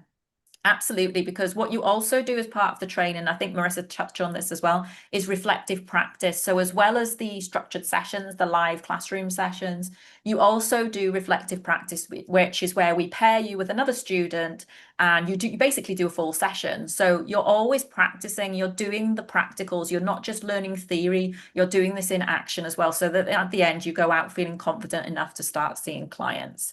So next question. Can you tell me a bit about supervision after graduating? Do you want to answer that one, Elise, too? So yes, so there are supervision opportunities and CPD requirements. I mentioned this sort of earlier on as well. We don't just let you graduate and then say goodbye. We are always there to support you. You can have access to supervision should you need it. Like I say, you get access to the peer groups, to the alumni forum. Marissa does, if you join the alumni, Marissa does ongoing trainings there. So all the latest tools and techniques that are kind of being added, you'll get those. You'll get access to programs, things like, so for example, if you wanted to specifically niche in anxiety, we have protocols that for you to follow and for you to use. So it really is massively comprehensive. So we don't just say, well done, go and be a lovely therapist now. We want you to stay part of that amazing RTT family. I want to answer a question because it's Francesca has said it's so exhausting to keep trying to retrain your brain for the positive when you are naturally so negative. I'm constantly in a downward spiral. Any advice to keep going? And how do you really train your brain so life can be gentle and nice? But you see, it isn't natural to be negative. There isn't a newborn baby in the world that's negative. There isn't a small child that's negative. In fact, small children have a belief you're going to come and love me. I'm covered in vomit or my nose is running, but you love me and you're going to take care of me. So babies are naturally very, but they don't think, oh my God, I can't get to grips with this walking. I can't get a banana in my mouth. The truth is we are born wired for success in the womb. It's always 75 degrees. You have 24-hour room service. Someone's always there. And a baby is born incredibly positive. In fact, if you shut them in a cupboard, they'd cry for hours because they have a belief someone is coming. So while I understand, Francesca, what you believe, it's an incorrect belief. You were born positive, and all you have to do is reactivate, remanifest, regenerate what you were born with. And it's not even exhausting to get that back. It's a way of tricking your brain. The more you say, I'm positive, I'm ready, I'm on it, the more your brain believes it. And it doesn't take long at all.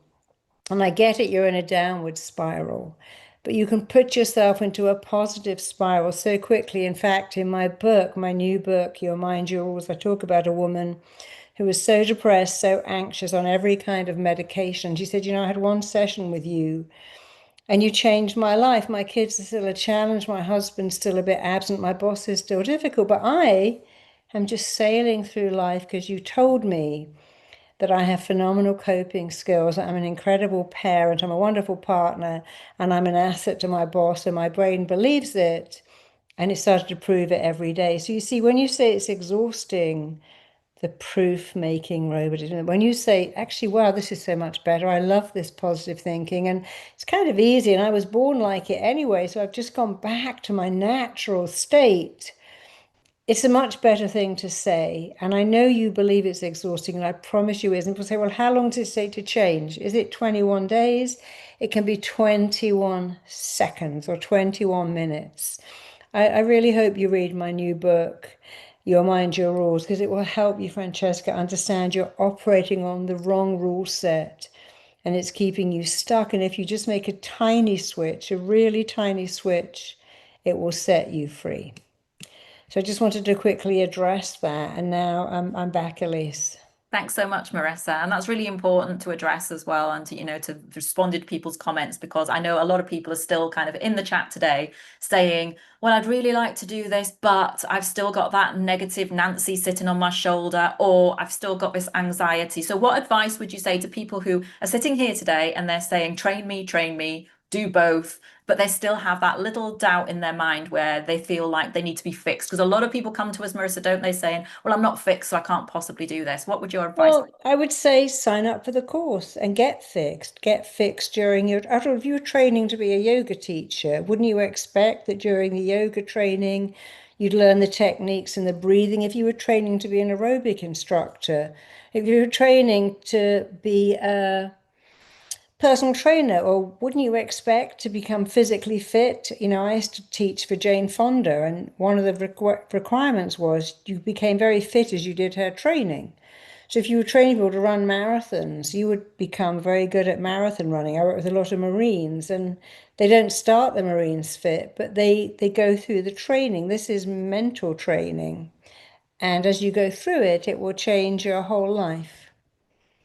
Amazing. Thanks, Marissa. Marissa, I know you've got to go in a second. There was a question that I just found Okay, there, could but we also, someone said, could we put up the link to the new podcast when I talk a lot about the proof making? Maybe we could put that link up as well. yeah, if we But I can. can stay for a little bit longer. It's okay. I'll get you just take your time to find that question. Okay, perfect. But meanwhile, book that call. QR code's on the screen there. If nothing else, you'll come away with clarity on whether this is the right fit for you or not. And if it's not, for any reason, our team are there to support you anyway and to point you in maybe other directions or other things that might be suitable for you. So we're there to help you. We're there to support you. We want you to succeed. So yes, scan that QR code, get that call, book that call in and sign up. Because a few people have been like, oh, I'm a bit worried about signing up for a call. Please don't be, because they're such a lovely, friendly team and they're so knowledgeable. People have been asking about payment plans. There are payment plans available. They will talk you through absolutely everything. So please just book that call,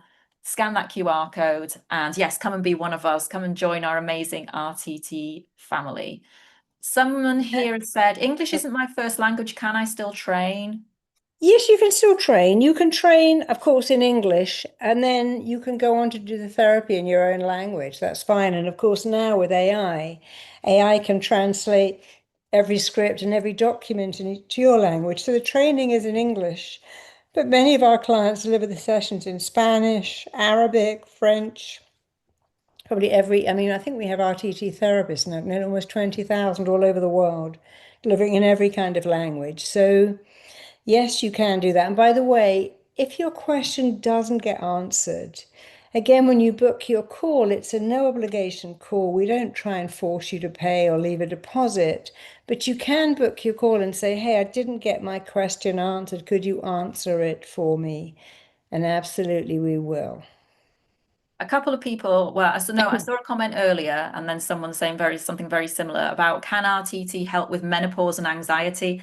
And being a menopausal woman myself, who after getting rid of anxiety suddenly had a big bout of driving anxiety, this was the other comment I'd seen, it absolutely can help, really can help, because I've using the tools and techniques that I've been trained to do is massively helping me to go through this and to manage my mind, to listen to my body. So yes, it massively helps. Any other advice or words on that, Marissa, on menopause and Yeah, anxiety as I a result of mean, of that? course, the menopause is a thing. Someone actually put in the Are you saying that every illness is the mind body? No, of course, some people, doctors will tell you that 80% of people turning up in the emergency room have real physical problems caused not by diseased organs, but by diseased thinking. And of course, 20% don't.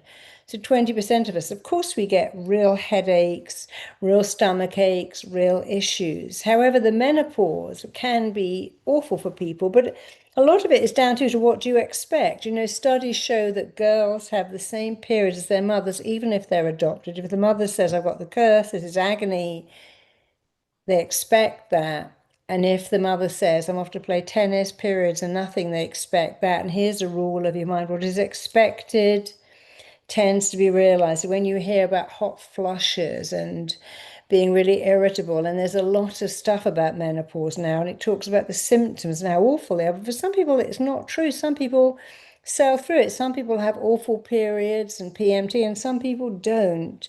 So the thing is, as you're coming up to a situation, menopause, retirement, you get to choose how you're going to be. Don't let someone else define your menopause, your change of life, your retirement, your sex life. It's up to you to decide how you're going to be. When I had my baby, I always remember lying in the hospital bed, having just delivered a baby, and I was told I could never have children, couldn't conceive a child, would never be able to carry a child. And if I managed by some fluke to do that, I would not have a physically healthy child. And when I defied all of that, conceived, carried a baby, gave birth to a perfect baby, I was lying in bed and the nurse came up and she said, let me give you some Kleenex. This is for postnatal depression. It's going to show up on day 3. And we like to be ready, and we're just going to explain that all the hormones change and the whole ward is a weeping scene. And I said, oh, no, no, no. I'm not having that. You see, I'm having postnatal euphoria.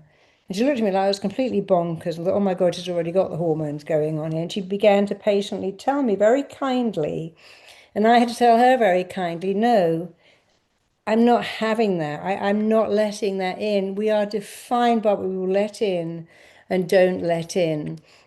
And it's very important for you to say, okay, the menopause is coming. Some people hate it, some people don't even notice it. Shall I choose what kind of menopause to have? Shall I choose what kind of retirement? Shall I choose? And when I got run over, I had to choose how I was going to recover. And I always remember being in hospital. My leg had been broken in 16 places.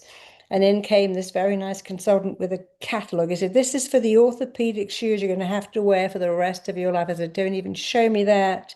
There is not a chance in the world I'm wearing orthopedic shoes for the rest of my life. He said, well, you have to. And I said, no, I don't have to.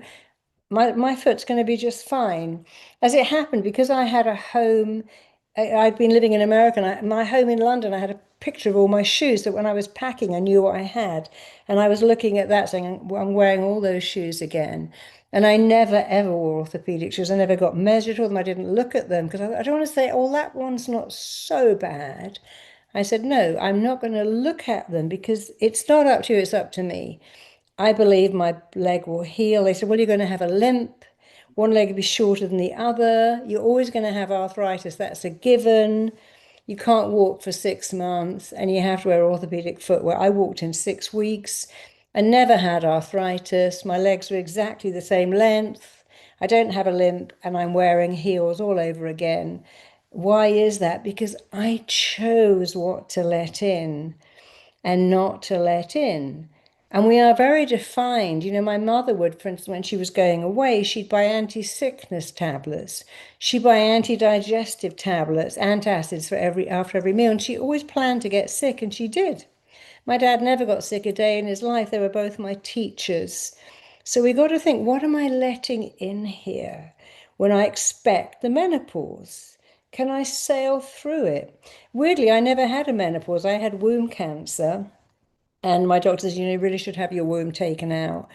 I didn't want, he said, no, no, this can go to your liver and that's it then. So I said, okay. So I had my womb removed and I didn't feel any different. My life was exactly that. I had no symptoms, no hot sweats, no night sweats. No, I just felt like it was weird. Like they took my womb away. I didn't have any periods, but my life didn't change at all. I had no symptoms whatsoever. And I think it's because when they told me I had womb cancer, I thought, well, that's a stroke of luck. I mean, I didn't straight away. The first 2 days were a bit of a shock. Then I thought, well, a stroke of luck. I don't need a womb. I have all the organs to have cancer in. How lucky am I that people say, oh, you're so unlucky. I said, no, no, I'm lucky because I've got it in an organ that I don't need. I mean, I don't need it. It's done its job. It's given me a great kid, and I'm not going anywhere because that great kid will need me for many years to come. So I had my womb removed. I said goodbye to it, had a little conversation with it about how it's done its job, and I had no symptoms at all. And I don't know why that was. Was that luck? Was that how I was talking to myself? I think it's because I kept saying, this is a blip. This is a blip. One people said, oh, God, you've been so unlucky. I said, actually, I've been so lucky because I'm still here. And I didn't need a womb. I mean, God forbid I got it in my eye or my spine. I got it in an organ I didn't need. And the thing with being the way I am, it probably sounds a bit sickening, I understand, but first it's what you do, but then it's who you are. You don't have to do a thing because it's like a feedback. You start off telling your brain positive stuff, better stuff, but then very quickly it takes over and it does it for you, like Elise, what she's done with her body and her brain. We have this feedback machine, this biofeedback where we tell ourselves good stuff and it begins to tell us. So I would say the menopause is a blip, go in it and out. I've had clients I've hypnotized to go through it in weeks to not even notice it. And I've had many clients I've worked with cancers. We have a beautiful girl, Ariel, on our team who was diagnosed with stage 4 cancer and told there was nothing they could do. She was about to get married. And I said, Ariel, and she was having chemo. I didn't. I said, Ariel, when the chemo goes in, I want you to say, I love the chemo. It's keeping me alive. It's giving me my life. I'm getting married. Thank you, chemo. Thank you. This beautiful red liquid. Because people say, oh, I looked at it as a poison. She said, no, I looked and thought, this is a beautiful thing that's given my life back. And Ariel's still here. She got married. Her hair's all grown back because she had to decide what to let in. Was that chemotherapy a poison that would give her a few years, or was it a beautiful thing that was going to give her her entire life? And do you remember how, of course you remember Ariel, don't you? Yeah, How she loved Ariel. bounced back. And she Absolutely. credited it all to this audio I made telling her to love the chemo, to say thank you, thank you, thank you for giving me my entire life back. Not a bit, not a month, but my entire life. Because the words you present to your brain are going to present back to you. Be careful what you present to your brain. Why it's going to turn around and present it right back to you. It's that energy of the words. And with menopause, use good energy. I'm floating through it, sailing through it, barely notice it. It's nothing at all. No, absolutely. And recently, I'm very, very rarely ill now at all. And then recently, I had a horrible virus which gave me this nasty vertigo. I spoke to my doctor. My MS nurse is on the phone. Oh, this could be a relapse. It is not a relapse. I've just got some virus. I know what my body needs. My body needs 2 days of bed rest, and then I will be absolutely fine. And they really wanted to say, oh, well, we need to get you in for an MRI. We need to do tests. And I knew that it wasn't a relapse. And I knew that what my body was capable of, and my body was just fighting an infection, and it just needed rest. I had 2 days of bed rest, and then I was absolutely fine. Rang her, said, I don't need an MRI. I know that I am really well. There's nothing wrong with me. But again, it's about not taking those words in, knowing your own mind, knowing your own body, and knowing that you're a wellness making machine all along. So if this is all resonating with you, if you are thinking, yes, I want to jump on board, I would love to be able to do what Marissa does, what I do, what Ariel does. Somebody said, does Ariel do RTT? Yes, she does. She's an RTT therapist as well, because she obviously has had her life transformed and now she's going out transforming the lives of others. So jump on board, book that call now. QR code is on the screen. The link is also in the chat, but come and join. So, Marissa, we've got Nikki just waiting, who's going to tell us a little bit more about life as a therapist. But any final words for everybody? And thank you so much for staying so long, particularly Just crazy. one final word. When I had been run over and I was in hospital and I had surgery because I did have 16 bones that had been together. And the nurse came in with literally a carrier bag on it. She goes, are you in pain? And I said, no. She goes, are you suffering? I said, no, I'm in discomfort, but I'm not suffering. I'm not in pain. They kept saying, well, how bad is the pain? There's no pain. And I said, so I don't really need these drugs. And by the way, how much are you going to charge me for this bag? And it goes £600. I said, you can take it all back. I'm in discomfort. You see, I told my brain the proof seeking, right, I'm in discomfort. And the opposite of that is comfort. So I could get myself in a position of comfort in that bed with my leg up in a thing, and I could go to sleep and I wasn't in discomfort anymore. But if I said I'm in pain or I'm suffering, I got to alleviate the pain. And somebody wrote and said, I heard you say that. And I said it, and I've come off all my medication, come off everything by just saying I'm in discomfort, even mild teeny discomfort, a little tiny bit of discomfort, mild discomfort, slight discomfort is very different to chronic pain, intense pain. And again, that probably sounds a bit Pollyanna, but I had major surgery. I had 16 pins in 16 bones. And I said, I'm in mild discomfort. And I didn't take that medication. And I went home and my leg went back to normal because I told it to. We have something on the course called command cell therapy, where you command the body to go back and heal. And the body likes really military type words. It doesn't want to hear, every day and everywhere, I hope I get better. It's like I'm commanding my leg, my left leg to look exactly like the right. And that's exactly what happened. So thank you, thank you. I'm going to let you go and meet this gorgeous girl, one of our team. We'd love you to join our tribe. We're like such a great group of people all over the world, helping people be the best version of themselves. We'd like to do that for you, and we'd like you to do that for other people. So thank you. Thank you. I'm going to stay in the background, finish reading all these great messages. But thank you for turning up. And by the way, please, if your message hasn't been answered, write in, book a call. It's free. Book a call, ask your questions, and let's see if you're for us and we're for you. I really hope so. Love you. Love you. Thank you. Thank you. See you next time. Thank you so much, Marissa. Marissa always gives us such an amazing, wonderful experience. So thank you. And thank you for staying as well, particularly if you're in the UK and we're going through this crazy heat wave at the moment as well. So thank you so much. So as Marissa said, book your call now. It's no obligation. It's completely free. Just book that call and jump on board and be one of us. A couple of people, I think Sammy, you'd asked whether you could do an RTT session with me. Stephanie, if you could just give Sammy a note of my email address, that would be amazing. Yes, because I work with autoimmune. Lots of people saying thank you. Marissa always reads all of your comments, but who I'd like to welcome now is just to give you, you've heard from me, you've heard from Marissa, you've seen what we do, but I would love to invite Nikki Rettigan. I'm hoping she's here in the waiting room waiting for us. I'd love to invite Nikki to join me. Guys, is she here in the background? I'm here. Yay! Hi. Yay! So lovely to see you. Thank you so much for waiting for us because we've Oh, massively run honestly, over. it was no problem. The only thing with being on a call with Marissa, which by the way is like a dream come true, because I love Marissa so much and have done for the last 5 years, slightly obsessed. But when I listen to her voice, I kind of drift off because I've listened to so many of her hypnosis audios and go into like a state of hypnosis. I love listening to her. It's a pleasure to be here. And yeah, apologies, I've got a little bit of a cold, so I'm slightly husky. But yeah, ask me anything, Elise, because I'm probably going to need directing because I have so much to say and so much to share.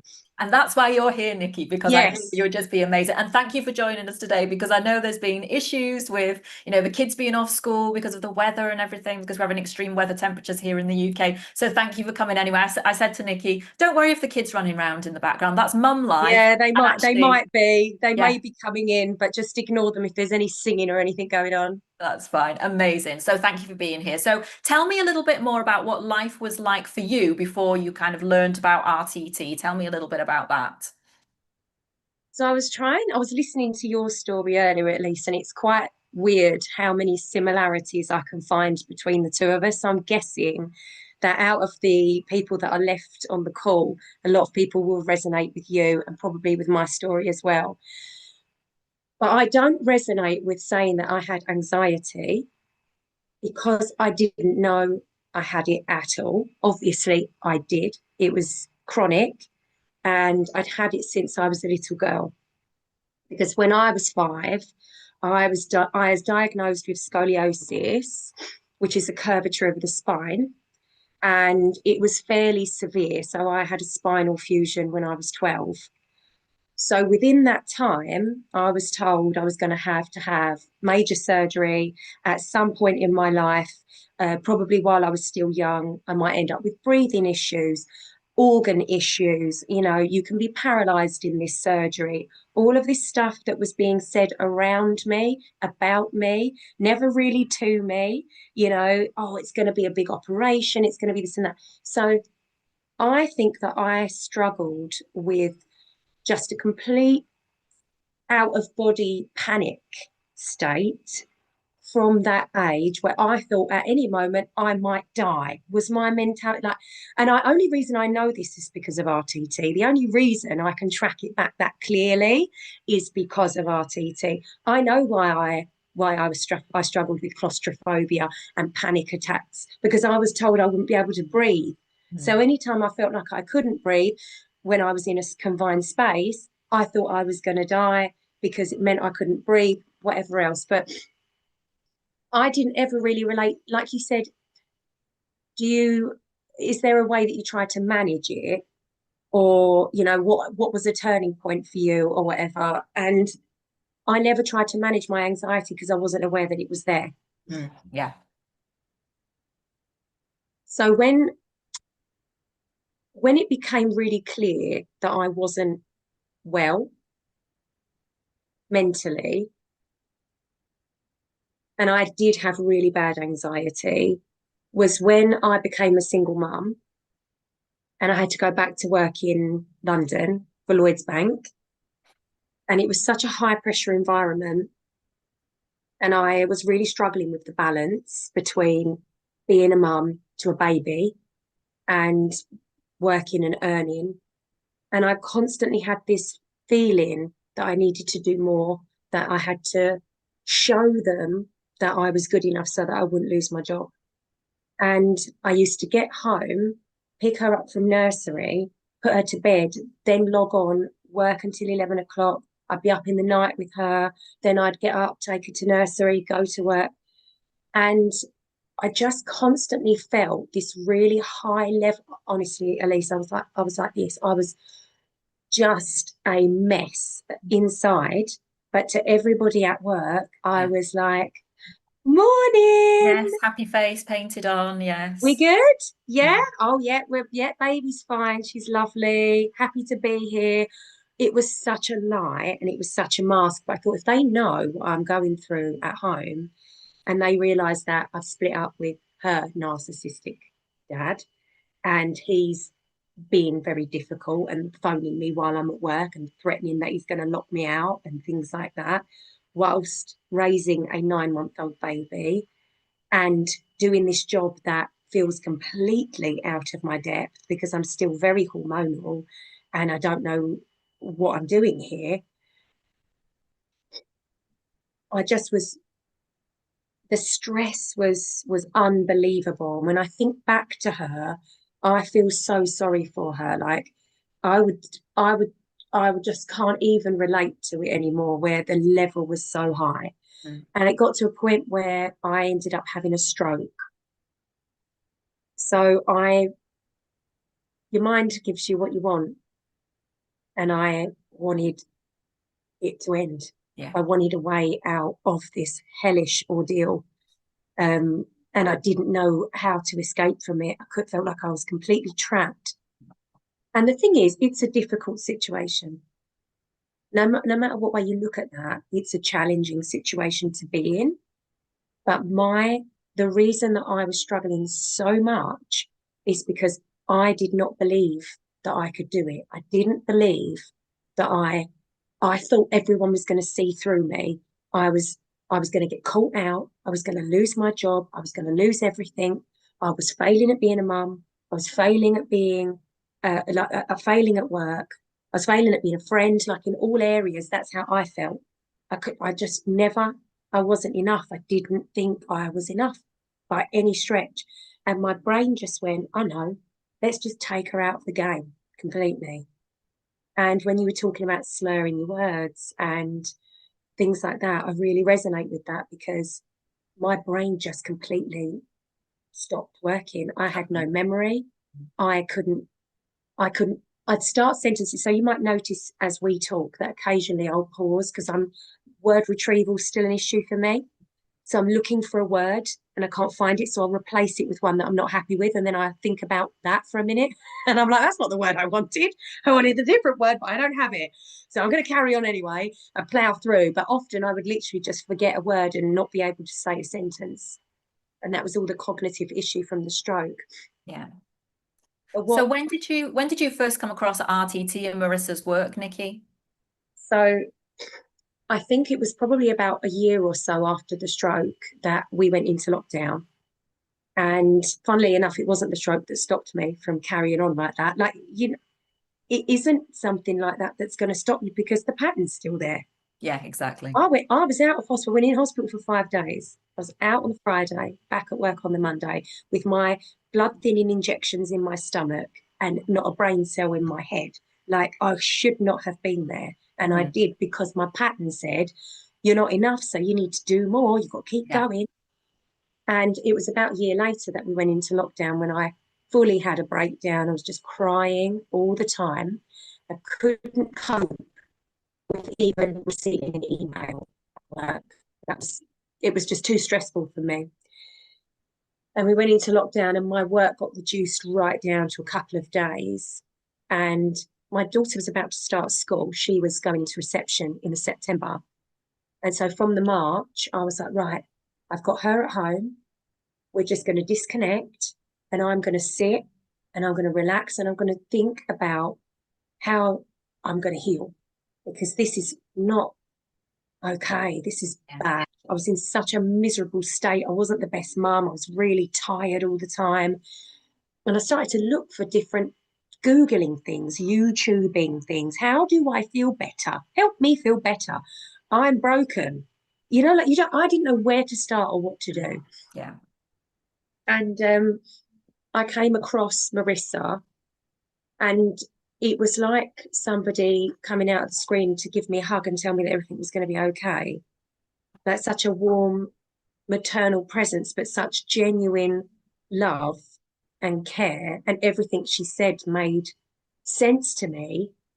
And from her videos, I was able to connect the dots for myself when she says, like, it's coming from a place of not being enough and not being adequate. And at first I couldn't connect it. I was like, no, just needed to get it done. Just needed to get it done. And I was like, no, it's well, what's driving that though?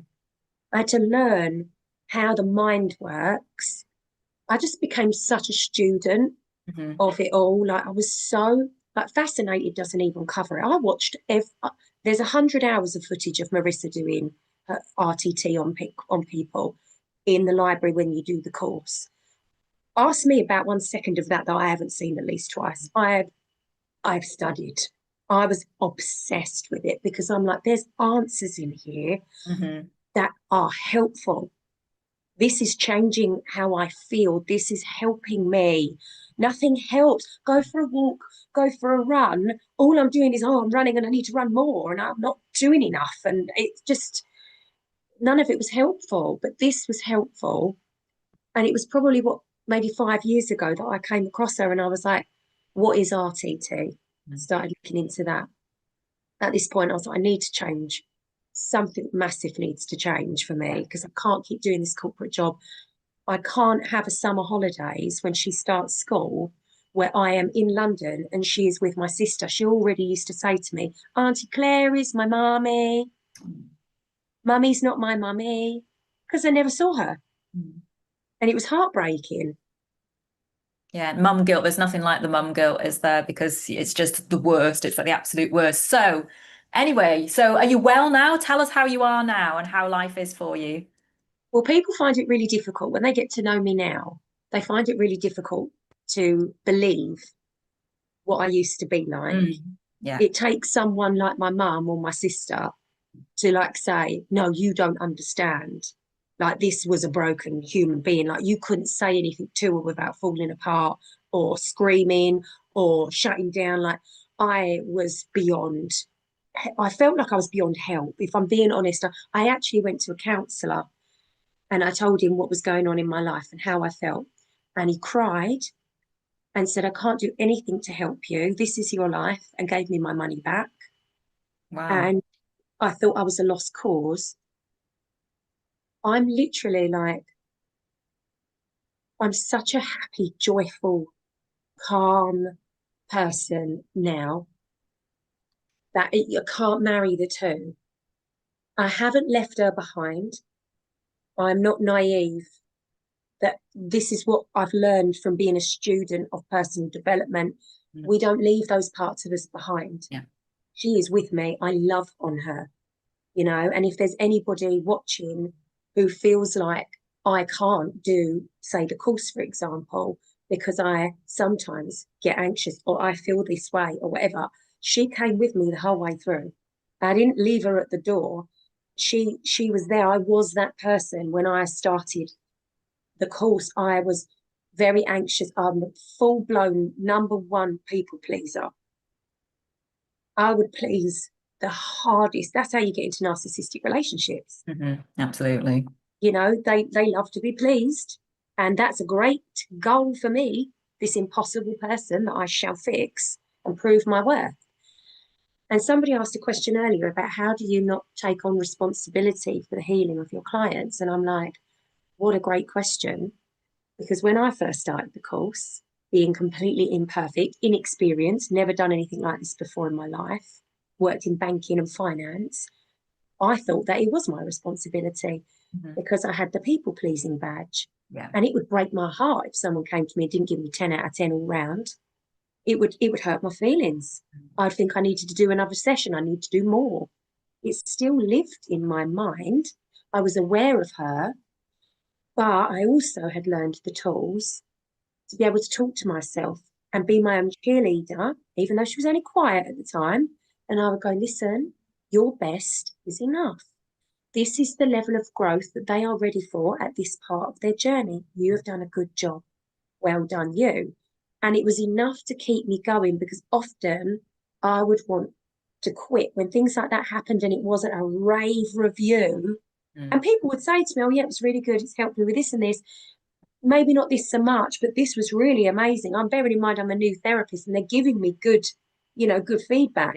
I wanted perfect, excellent feedback.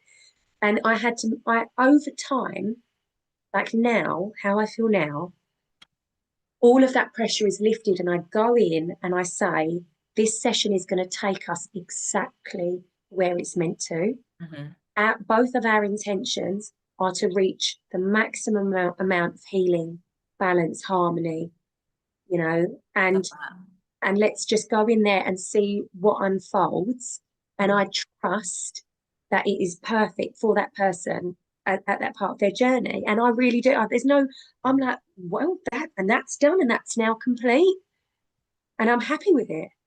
Amazing. And tell us a little bit more about life as a therapist now. So you've talked about what life was like then, the massive mum guilt, the being in a soul destroying corporate job that you didn't want to be in, the guilt of like leaving your child behind and not having that time with her. So what is life like now for you in terms of life as a therapist now?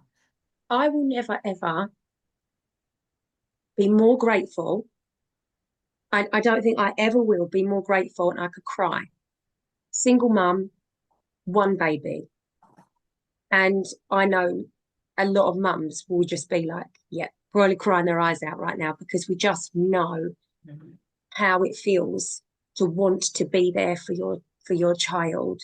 And I was like, don't know how I'm going to be able to do this. And I've done it for the last 5 years. So she is going into year 6 this year.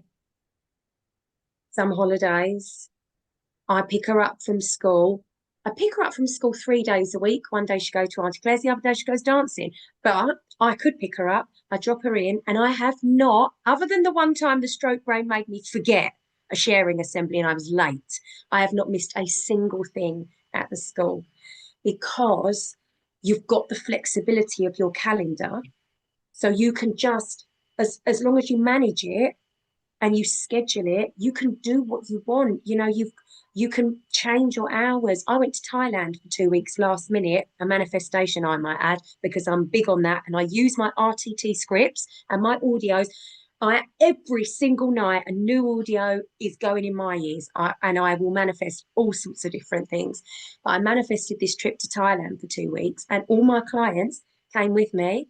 They've come with me to Greece. I'm on a balcony. Love it. Yeah. Been there. Love that. Yeah.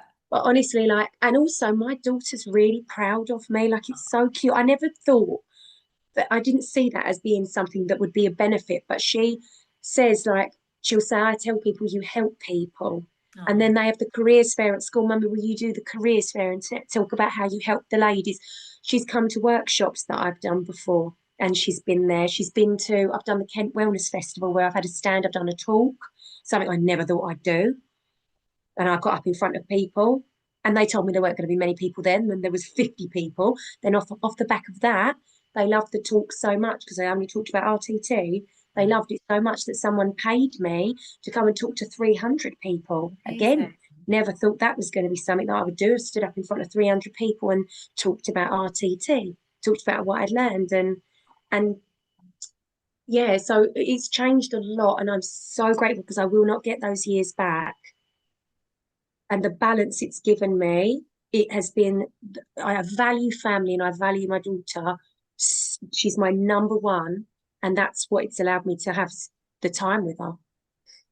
No, it's amazing. And I think as well, for me personally, I think it's made me a better parent learning RTT as well. So my son had 100%. really, really struggled in primary school with OCD. And so much so that the school called me in and said, look, we're noticing this. He's taking water bottles out of his tray and he's having to put them back in, then take it out. He's doing the same with his coat on his peg. And he did do that to a certain extent at home, but nowhere near as much as he was doing it at school. And I remember, coming away and being like, oh my God, I feel terrible. I'm like a therapist. What am I doing? And I sat down with him one day and I just said to him, tell me what's happening when you're doing this thing with the tray and putting the water bottle in. And he said, well, sometimes, mummy, it's like my brain is telling me to do something. And it says, if I want to stay safe, this is what I have to do. So I have to listen to it. And I said, but you do know that you can tell your brain what to do, not the other way around, don't you? And he said, what? Like an Alexa? And I said, exactly like that. She's probably going to set herself off now because I've said her name. And I went, exactly like that. He said, so you mean that I can tell my brain, like, Alexa, stop putting the bottle on the tray in the tray all the time, and it will do it? And I said, yes. And he went to school the next day and he practiced this and he came home. He said, yeah, it's not bothering me now because I'm in control of my brain. And he Oh, came up with that analogy, not even me. This brilliant 5-year-old child was like, oh yeah, like an Alexa. Yeah, so my brain's an Alexa. I tell it what to do, not the other way around. And oh it my, I love completely, that. yeah, completely transformed. And the school were like, what have you done? Because they were going to send him to all sorts of therapy. And I was like, no, let me speak to him first and just, he's my child. And it was just amazing. So yeah, so I still use that now. And whenever I see people, I'm always like your Alexa brain. And I use that a lot. But it is Oh, because I that's do feel like it genius. helps, doesn't it? It does help you as a parent for all these things that come with being a mum. Oh, do you know what? I went into her classroom the other day because they were doing like this little sale and they were selling coasters. And I went in, and on her coaster that she'd made to sell, it said, "You are enough." I Oh, I promise you, I did love not tell her to put that, but that's something that we say a lot. that. And Amazing. actually, I posted something on Instagram and it got like, not a lot of my stuff goes very viral, but this went really viral. And it was about, I did an RTT session on my daughter and broke my own heart. And Mm, she'd been struggling with separation anxiety with me. And then I just did a very light, when I asked her permission, she knows what I do. I said, can we have a little look? Because this is yeah. upsetting you. And it was all to do with, she went, oh, I'm about one and mummy's going and I don't know if she's ever coming back.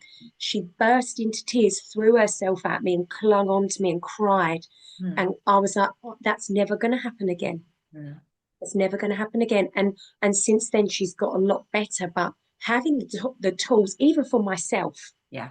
I mean, I don't know if you've got any other questions. I could talk all day about how I've used this personally for myself. It's Mm. absolutely like a game changer. Yeah, and that's it because as well, a lot of people were like, oh, well, I've still got issues, I'm still not fixed. But we're all a work in progress, aren't we? I mean, I I use what a RTT. session 2 months ago. Yeah, no, I do it all the time when there's something new, like I mentioned to Marissa about like perimenopausal driving anxiety all of a sudden. Okay, I know RTT can help me with this. So whenever there's anything, I'm always like, I know what to do because I've got the tools to do it. But a lot of the people here today will be saying, I'm really drawn to helping people. I really want to help people. I'm hearing Nikki's story, I'm hearing Elise's story, I'm hearing what Marissa is saying, but there's still that part of me that I know is struggling with anxiety, and I don't know whether I'm capable of this, or am I capable of this? I don't know. So what advice would you give to people here today who are going, I want to do this, but I just don't know whether I can. I don't know whether I'm brave enough. I don't know whether the anxiety is going to take over and stop me again from doing something that I want to do. What advice would you give? Well, there's two things that I think would be really helpful. One would be to get an RTT session on the anxiety, like the blocker. And actually, I've worked with quite a lot of therapists that are either partway through the journey and have reached a blocking point and they want to continue or carry on, but they're sabotaging, or people that have qualified and are like, now I don't know how to move forward. I've got fear of judgment, fear of visibility. And they'll have a session. I had a client who was like, I really want to market and put stuff on social media. Yeah. And I wasn't expecting it to be such a blocker, but I just cannot post anything. I'm so scared. And we had an RTT session and she's got live video. I love it because that's almost like an evidence thing where you're like, see, look at you go. You've proved it to yourself that it can really change the game. So that would be one way. But the other, confidence comes from taking action. Like, it's not, you get the confidence and then you throw yourself out, or like you can't prepare for a parachute jump. You can't sit in the plane and do it. You've got to throw yourself out and just be like, right, I'm here now. And then that's when you're going to find out how amazing you are. And that's when you're going to build. I guarantee every single person that I spoke to during my training was a nervous wreck.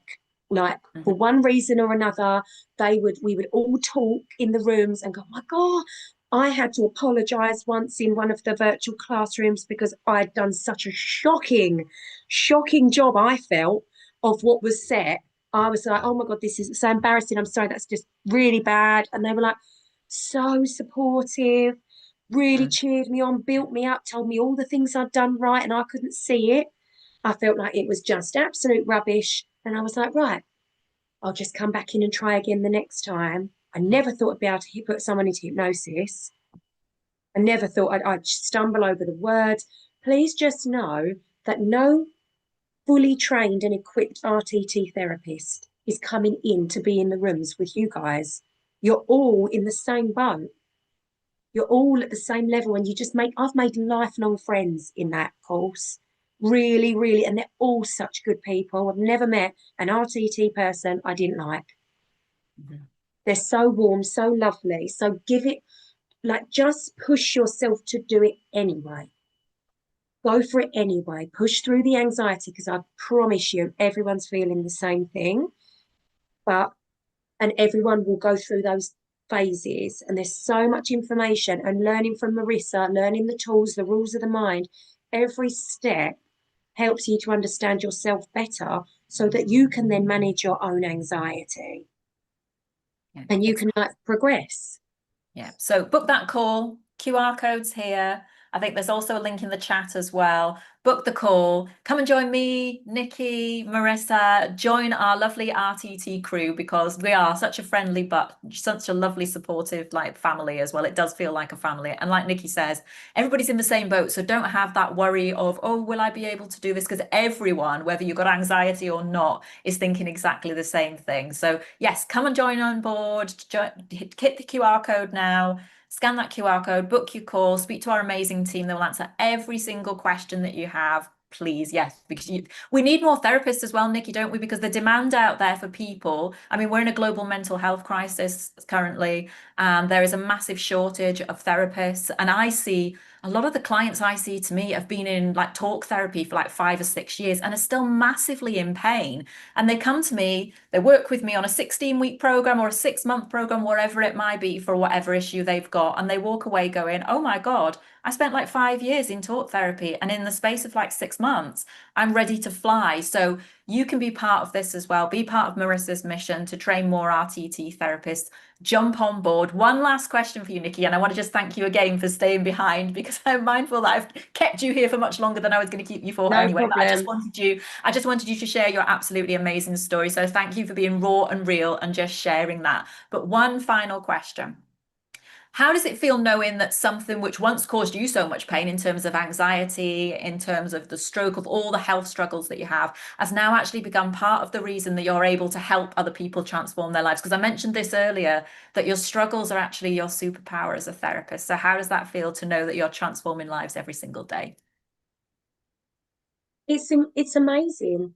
It's amazing. It's amazing when people come to you and tell you the impact that the session has had. I can't even explain to you what the variety of different ways that RTT can help answer lifelong questions. I had a 65-year-old woman recently who lived in a house where I could barely see out of her windows because she was a hoarder, had so much stuff. And I used to think to myself, I always trust your intuition, by the way. Like my intuition, I trust it really well now. It's so good, but it's always good. It's just believe in yourself. So I'll get these words coming into my head and I'll be like, barricade. She's barricading herself in. And we did a session because she always had a question around her parents and her upbringing. She was like, I don't feel good about me. I don't feel good about myself. I feel worthless. And she was so down and so dark in this hole. And we went right back to a childhood she couldn't remember, right back to when she was 18 months old. I won't tell you what happened, but something bad happened. And she had no recollection of it whatsoever. But realizing, knowing, understanding that gave her so much freedom that now this is only within the last month, she was like, Nikki, I've joined a gym.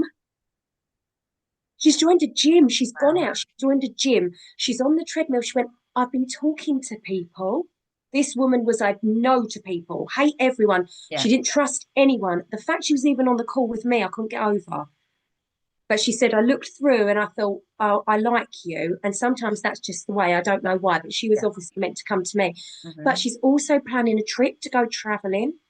She's Amazing. the amount of of movement in her life. And she went, I just want to enjoy the rest of my life. And I don't know how I'm going to get there. And all her life, she'd felt that way. And she was like, it's like a weight's been lifted. And for me, I'm nearly in tears listening and seeing that positive outcome purely because the therapy does what it's supposed to do. It does what it says on the tin. You follow the map. You follow the roadmap. You do what Marissa teaches you, and you get these kind of outcomes. Yeah. It's not even hard. I'm not being funny. Like, it's not difficult. You learn it, you do it, and you get this outcome. And that's why I do think that so many people doubt in yourself. There really is no need. You learn everything you need to know, then you do it, and you're helping people. So I think it's a beautiful therapy, and I have 100% faith in it. Amazing. And Nikki, you're a little bit of an Instagram starlet, aren't you? What's your handle on Instagram so people can look you up? I'm just Nikki Rettigan. So look Nikki up. She's also featured on our Inner Belief Instagram as well. So go and check out her videos because she does some brilliant videos, and some are like really hilarious. The daughter's in them, the dog's in them, and they're just absolutely fantastic. So yeah, go and check Nikki out.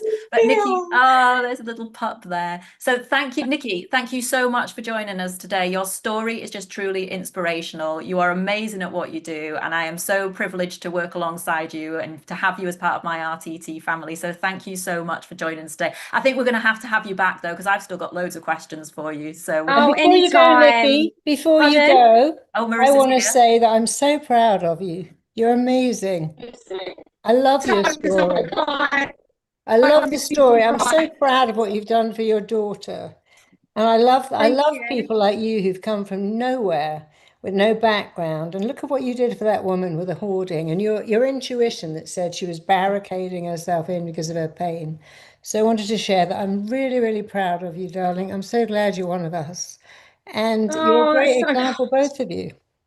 Well, no, it's not kind. Thank you. It's not kind at all. It's true. You're out there doing something that matters. I love the fact that you're speaking on Careers Day. I love that on Careers Day you're going to be, and your daughter's proud of you. That's just the best thing to have a kid that says, "My mummy goes to work and helps. My mummy does something that matters. My mummy makes a difference." I mean, you should be really proud of yourself for that. It's a wonderful thing.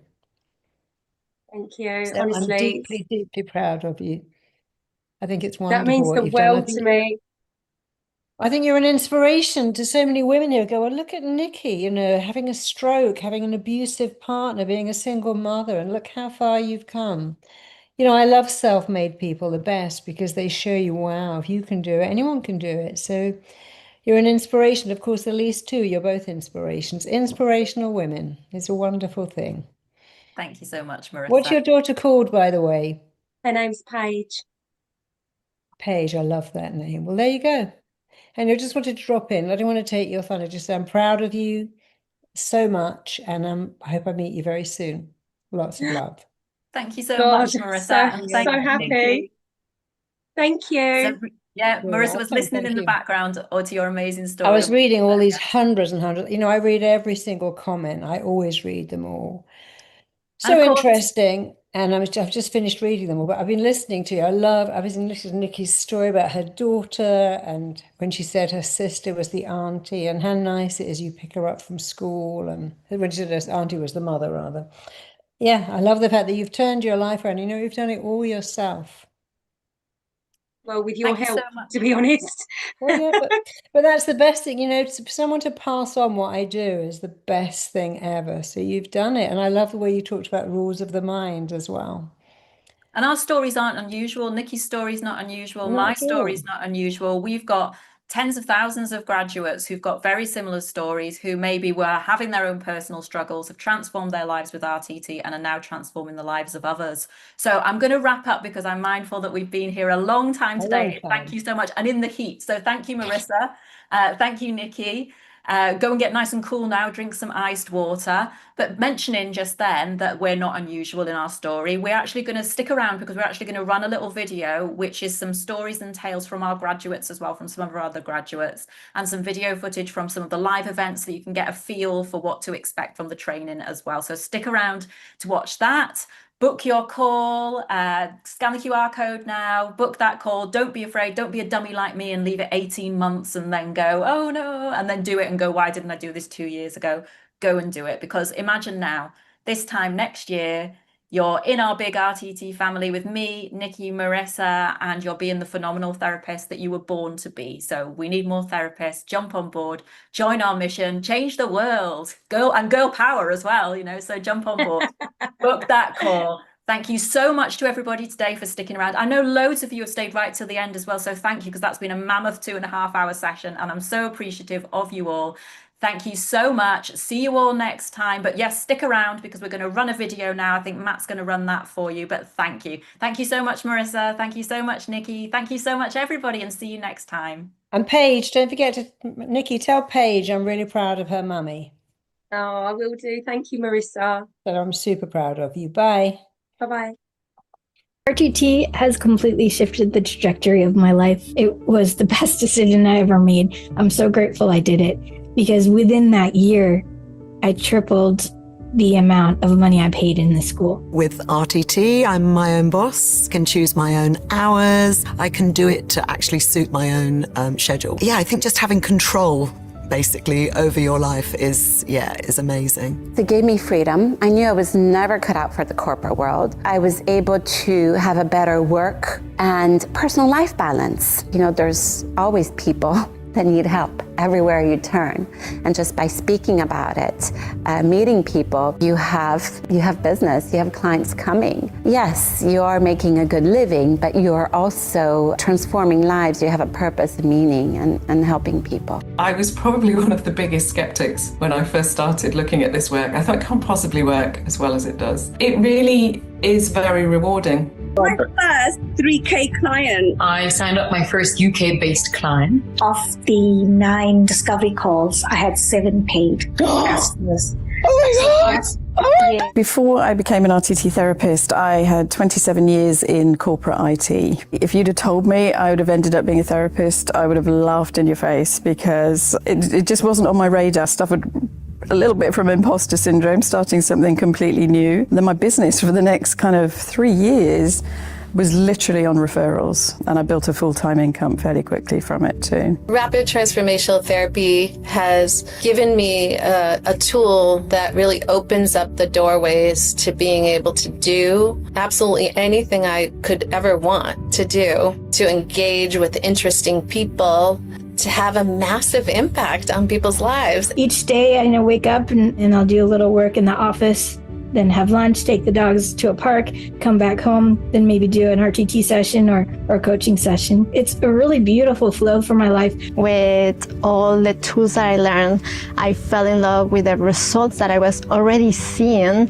with my companions, with the people that I was practicing. Then I was running a very successful business as an RTT therapist. I have phenomenal results with my clients. It's a job that brings you a lot of satisfaction personally, because you can truly help people. I graduated in May of 2023, and that was my first 6-figure year.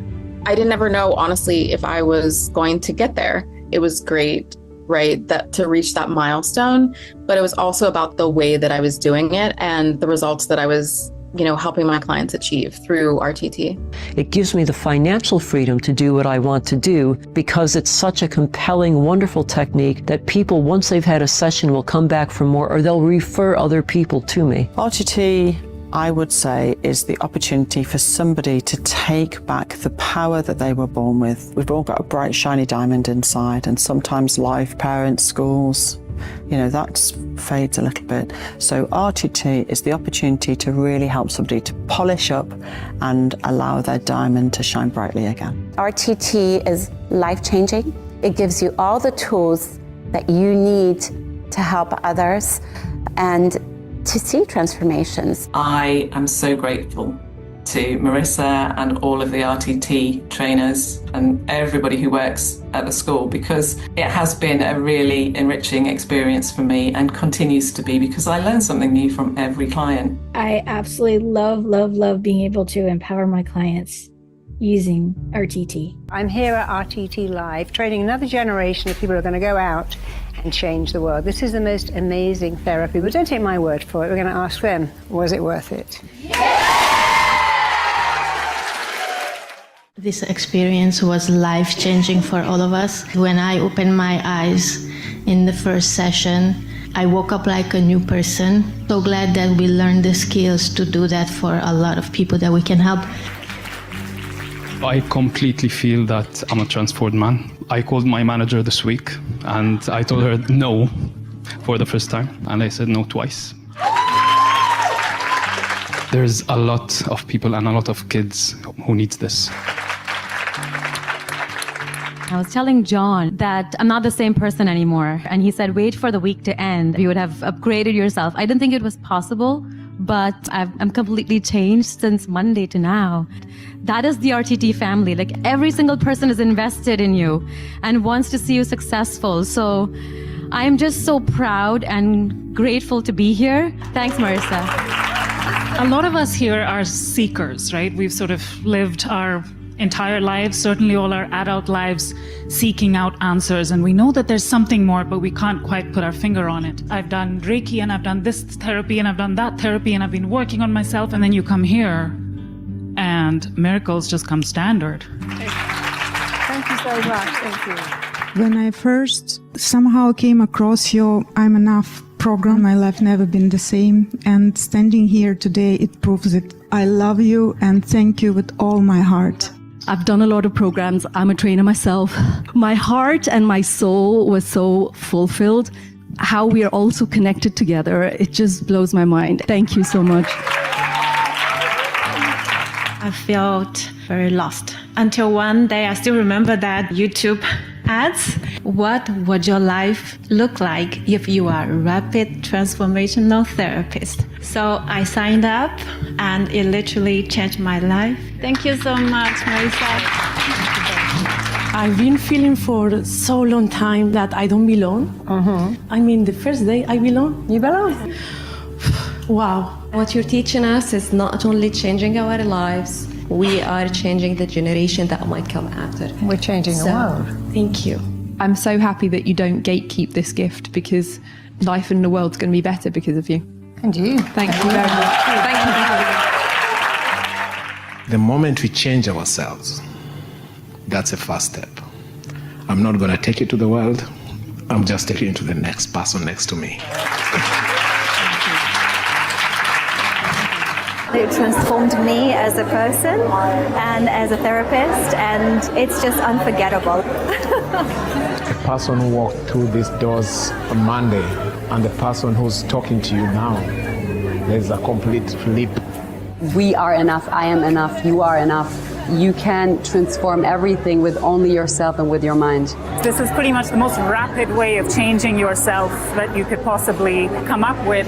Whatever you want to change, I've got the solution. Whatever problem you have, I've got the solution. Whatever you want to upgrade, I've got the solution. I mean, it sounds arrogant, but this is really the technique that works. You can achieve whatever you set your mind to, but you doubt your abilities. And when that doubt is taken away, sky is the limit. So for me, truly, this week has been life-changing, and I'm just ready to fly. RTT is most definitely transformational. I have never felt something like this in my entire life. You are enough, you can do it, and you can change your life.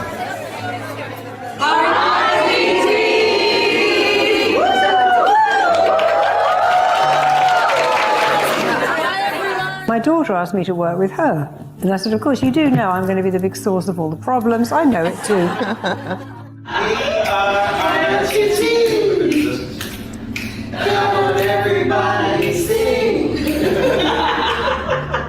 For anyone that's debating whether to do it, just take that investment. You're not going to regret it. You can literally do this for the rest of your life and it will pay itself back. So honestly, just do it. Absolutely. There's no money in the world that is going to give you the tools, the techniques, and the feeling and the experience of this. So throw yourself there and you will be so happy.